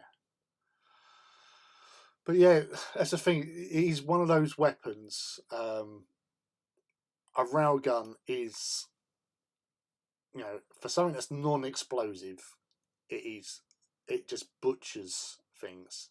From when you see like these videos where and you say you're looking at modern technology as opposed to fictional, science fictional, futuristic technology. Even theirs is basically, you know, punching through like steel sheets with no problem at all, you know, and firing. And the problem is currently is the energy cost. That's why they mount them on ships. They don't put them on tanks. They put them on ships because they can have the energy, but then it's a case that they have to replace the barrels every now and again. So because obviously the plasma build up from the electromagnetic railing of firing this slug out at Mach 7.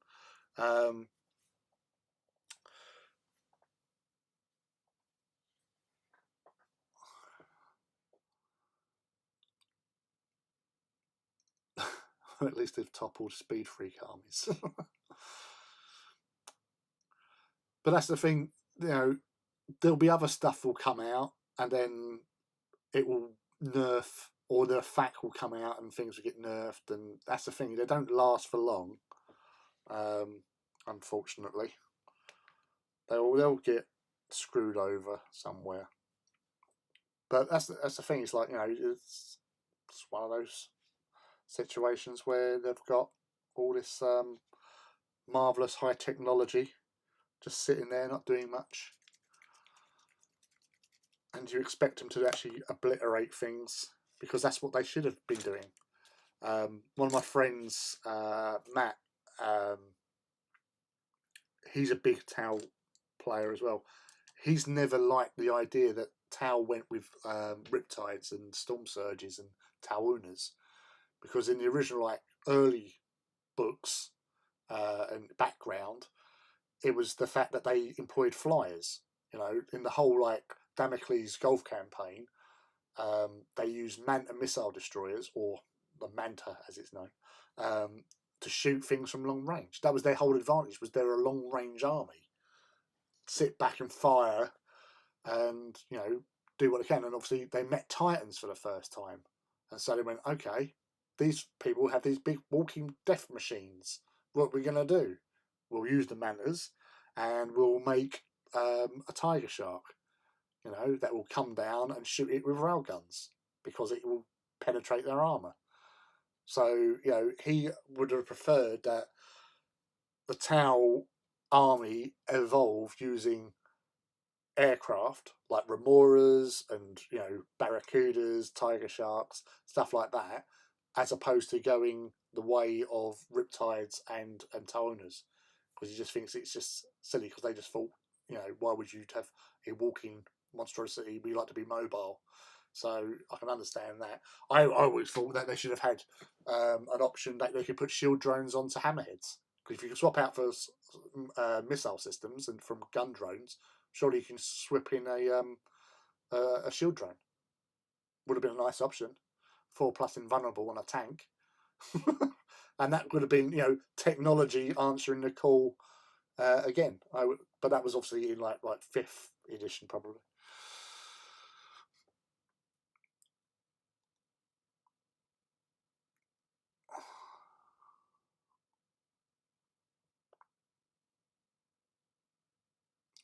Yeah, lots of people don't like Tau anyway.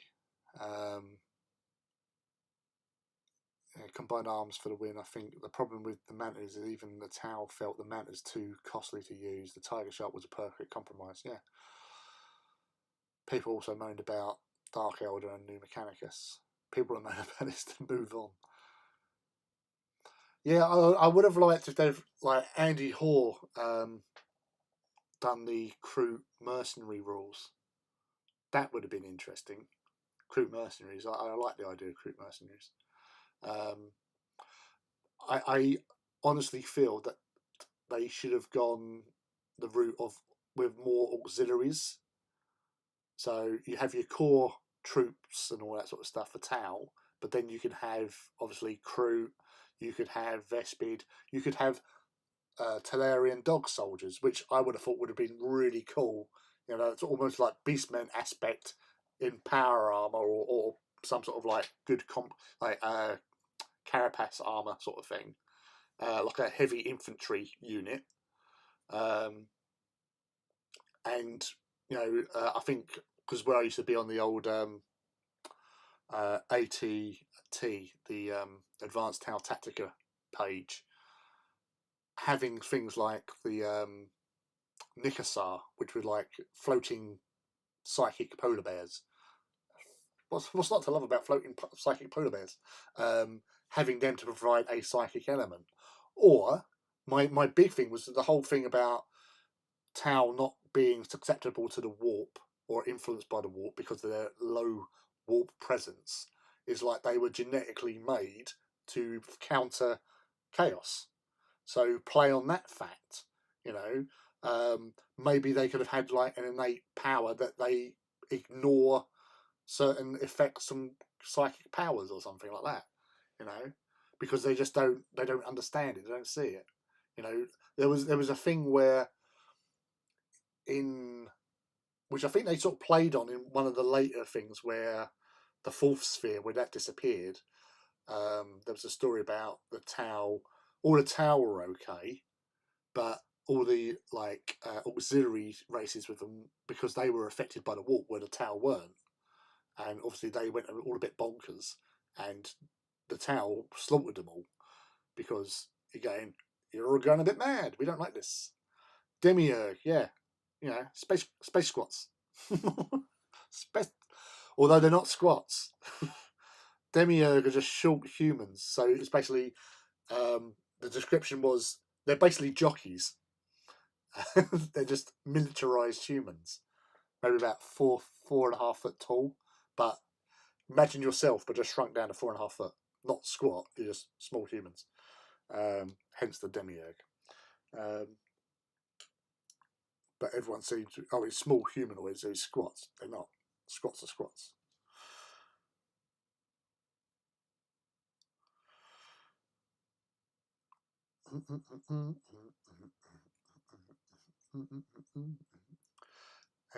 So it's all nice with railguns having extra strength and all that, but my success with railguns was shit.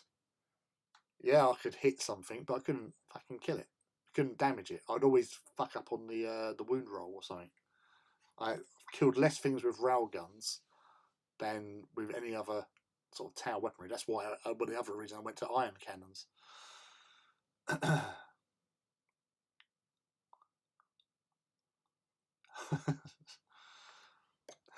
Sort of Vespid.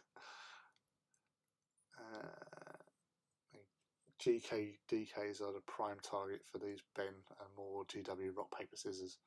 I mean, no one knows about the power levels, but last exit, the tidal gun rig with twin linked was only like 6 power level. Tower army should be 100% battlesuits and riptides. I've got a lot of riptides. I love to recruit. Yeah, recruit are cool. Vespid are the true overlords, and fish are just there to hired help. Problem is I play Farsight enclaves, which are mostly Tau, so having Auxiliary is always restricted. So my Vespid conversions have jump kits, like the pilot. No, that's cool. Vespid flyers should be a thing, actually. Space jockeys. AT&T sounds like a crap telephone service. Yeah, it was ATT, Advanced Tau Tactica. So you got AT, Adeptus Titanicus, and you get ATT, Advanced Tau Tactica.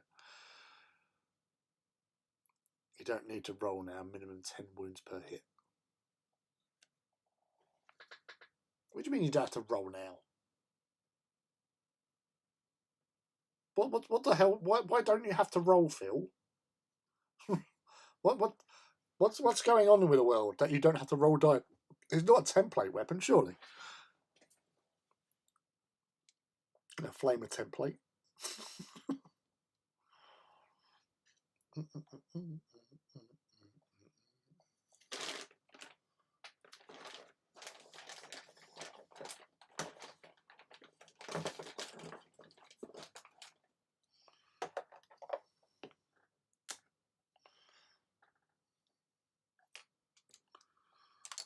The worlds have just gone bonkers. That's all I can say. All of them are going to sound no matter. Bonkers, I tell you.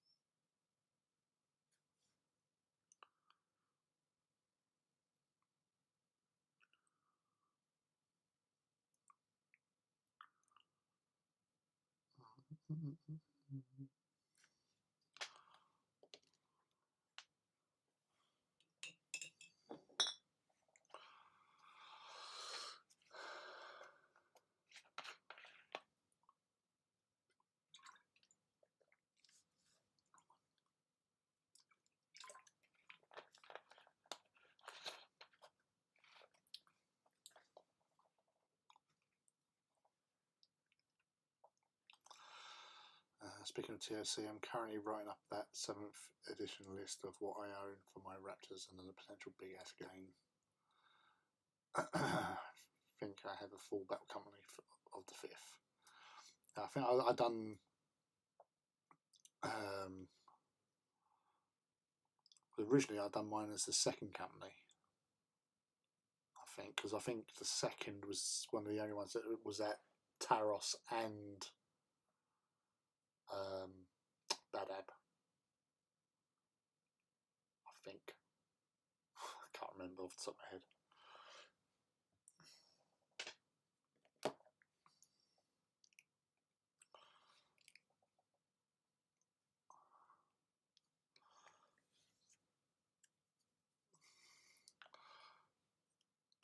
Ten squads in a battle company, plus change.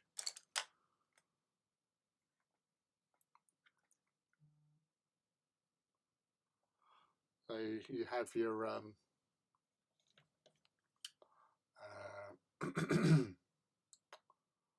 do you call it? So 6 tactical squads, 2 assault squads, and 2 devastator squads. Then you can add scouts or first squad veterans like Stern Guard or whatever. But base company is 100 Marines.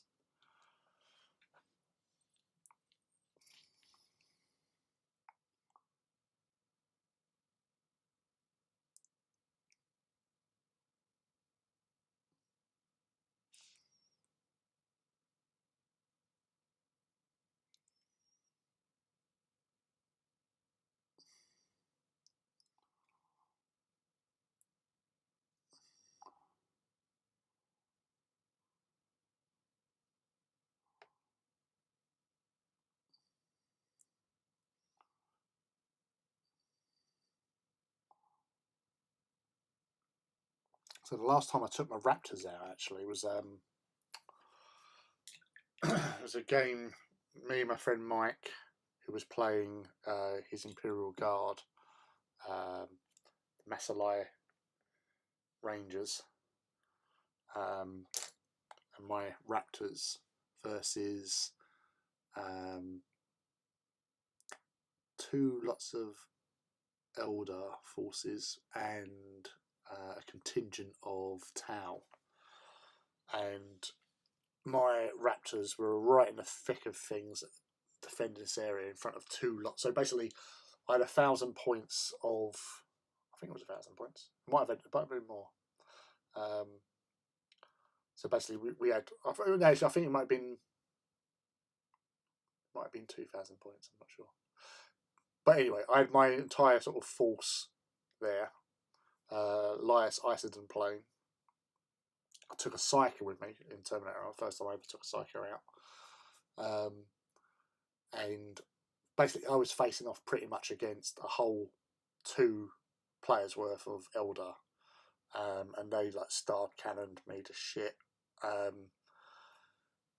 My Lias got taken out by a Elder Dreadnought, because at the time he didn't really have anything that. I only had crack grenade that could actually maybe hurt a Dreadnought. And the thing with Lias is he doesn't have an invulnerable save. As a chapter master, he doesn't have an invulnerable save, which is fucking crazy. But he got killed by this Dreadnought charging him. I literally had 1 scout survive, and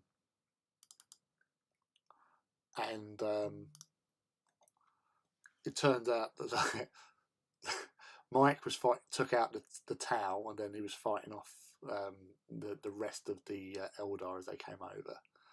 But all my infantry was sort of gone, apart from this 1 scout, and he had taken part in an attack on this like a squad of Eldar that was in a fortification, killed them all, but he was the only one left. He routed, regained because of no fear, and then from there he basically moved on to an objective which won us the game.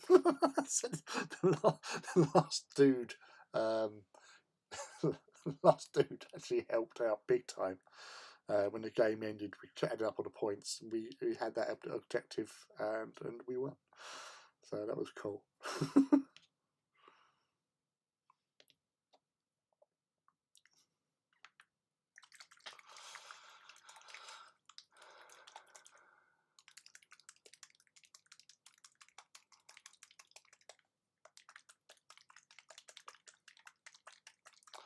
The other thing I liked about the Raptors chapter is that they had, unusually, they had 6 battle companies.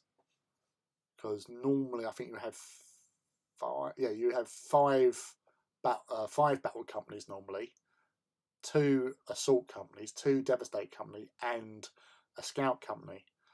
But the Raptors set out with 6 battle companies, and then scouts were sort of kept separate or something.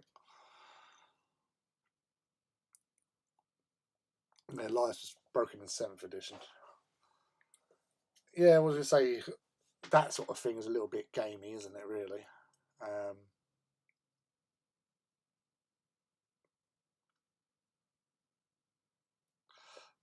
The thing I don't... a lot of people, when they read his rules, he has a named weapon called Ravenclaw. And so everyone puts lightning claws on him, even though the stats of the weapon is a mastercrafted sword. That was in 8th edition, because it was just always initially at first edition of him in, was it 5th? I think it came out, or 6th, when they'd done the chapter tactics and stuff for the Raptors. He just a power weapon, so you just give him whatever power weapon. And then the next one, they said it was a power sword, so you give him a power sword. And then they called it Ravenclaw. And so everyone went, oh, it's a claw. It's still a sword. It's just like what's his face? Jon Snow. he has a sword called Longclaw. It's a named sword. It doesn't matter. It doesn't mean it's a fucking claw.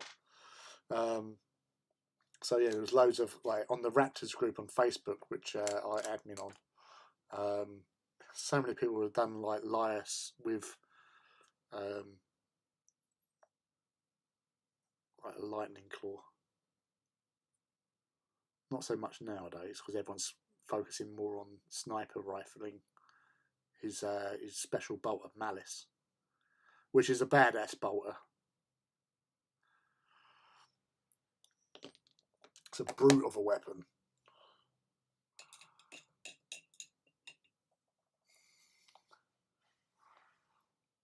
Fat fingers. Reaper, I know. Yeah, they used to do Raptor Claw. There you go. Yeah, amazingly heady names. Well, Malice was. I think they had Malice in the previous edition. They called it Malice anyway. Yeah, there's a Raptor group on Facebook called Raptors.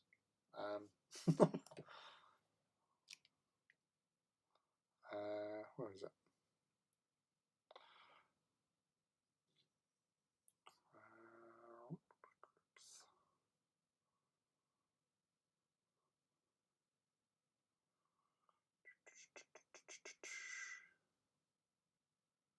Raptors chapter. Okay. Raptors chapter Space Marines.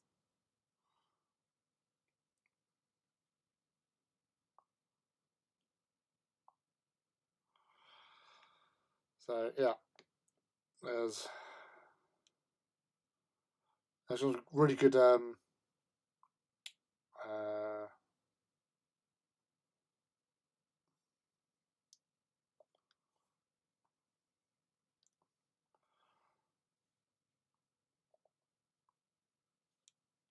there's some really good modelers in there and all that. There's one guy who does the brush. He makes all those decals. Can't remember the thing, but he's on there. He's a Raptor. The guy Steve Pardo who does the SN battles, he's Raptors as well. Mike Fellhanded, I believe, is doing some Raptors stuff as well. There's so many great hobbyists who are in that group. So yeah, if you're Raptors, that's where you want to be amongst the rest.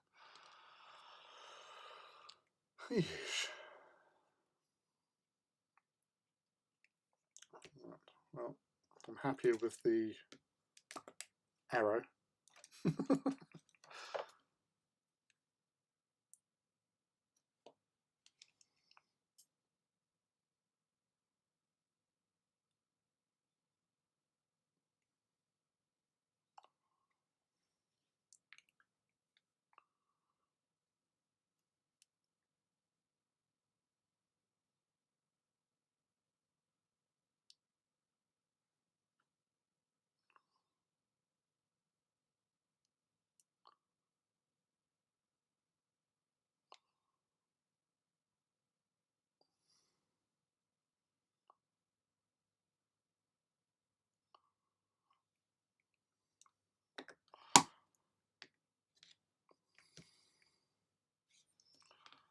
Right.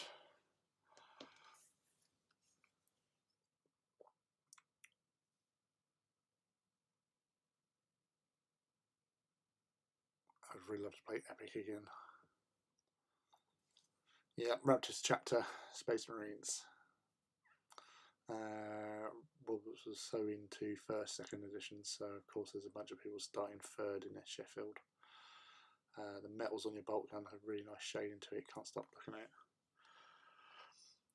Yeah, there's the again, that was literally with lead belcher over, dry brushed over the black, and then I've been just dry and brushing with iron breaker, which I was using the sponge earlier on. I was just literally just sponging, using it as a dry brush, and it just gives that really good finish on them. So very simple. Can't really go too wrong with it. But, yeah, I'm pretty happy about how the bubble. I was thinking about I could do scripting on the parchment or not. I'm just worried I'll just fuck it up, or I'll do something and just look stupid. So I might just leave it. Really.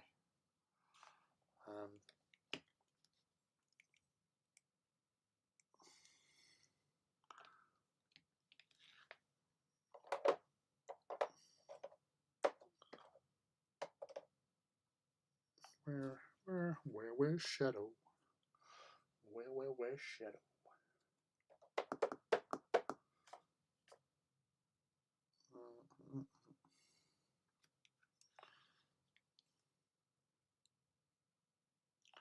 Where can Shadow be?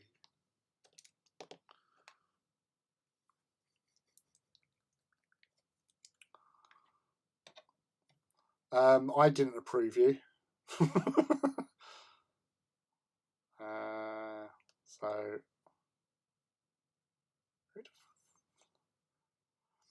So I get friend requests from people. I'm like, who are you?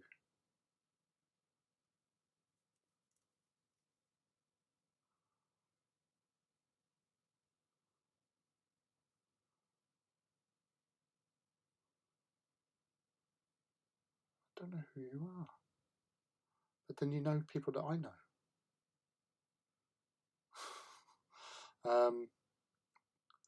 And there are several guys who admin. So yeah, I haven't even got your notification of you asking to join. So yeah, you've gone straight through. No, I don't want to go on eBay.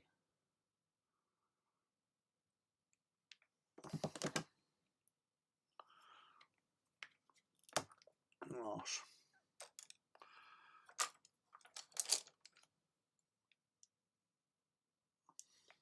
Pacific Harmon.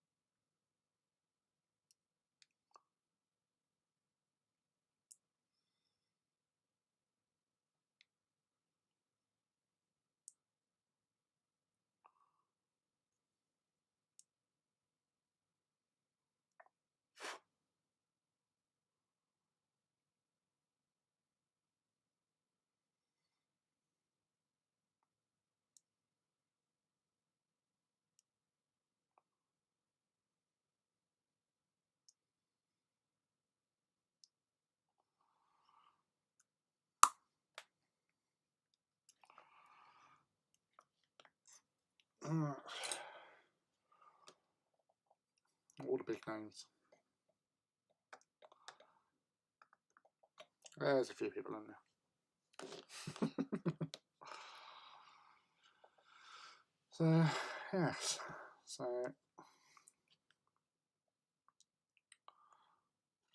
let's try and get his weapon into hand.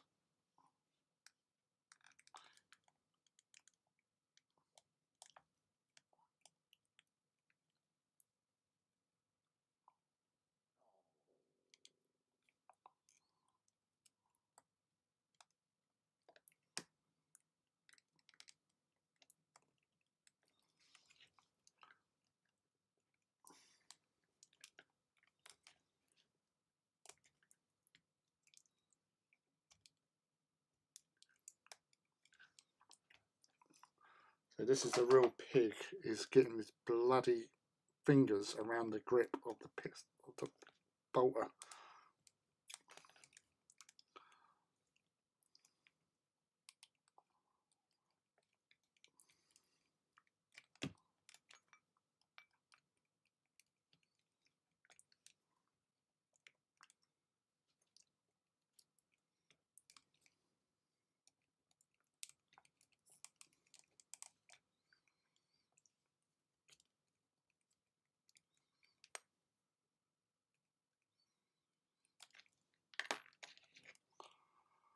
Alright, that's in.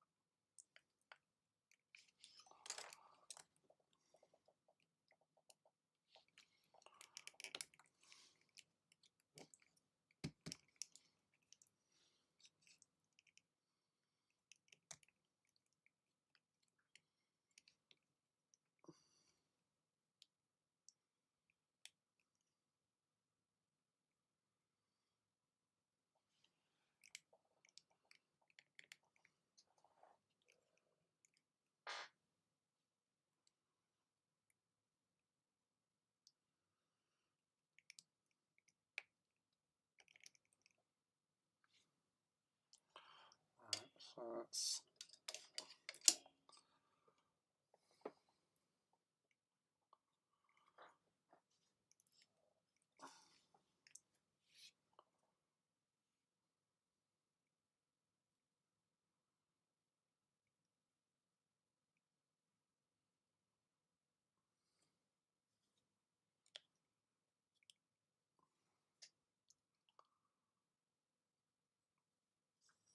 there you go.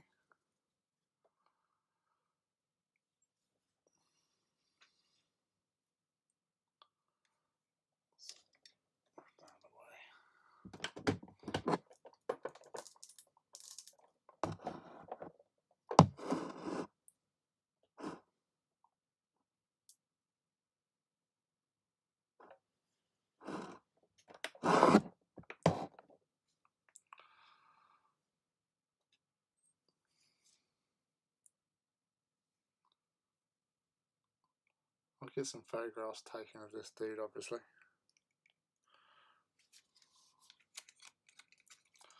And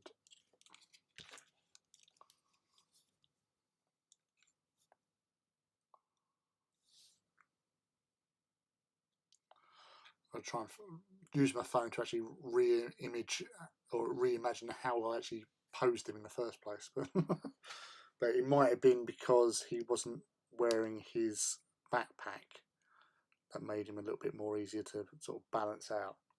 Because obviously that disturbs the whole look. There you go. So I'll continue working on him anyway, just doing extra bits and pieces. But I'm pretty pleased with how he's turned out so far. Can't give you a full sort of. I can. I'll just turn it around like that, I suppose.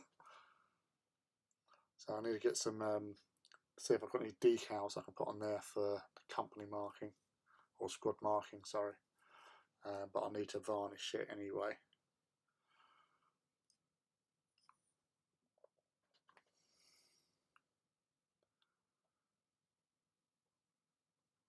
Yeah.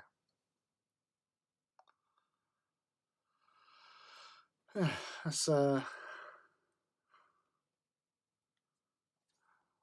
as I said, for £25, that's a pretty decent looking bad boy. I'm pretty happy with that. Right. So I think I'll cut and run now because, as I say, work in the morning. But thank you for everyone for joining me again. It's always lovely to see you. It is certainly a pose,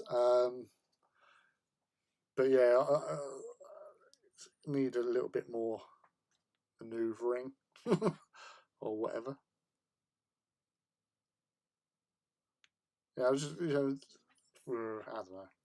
I'll play around with it, Ben.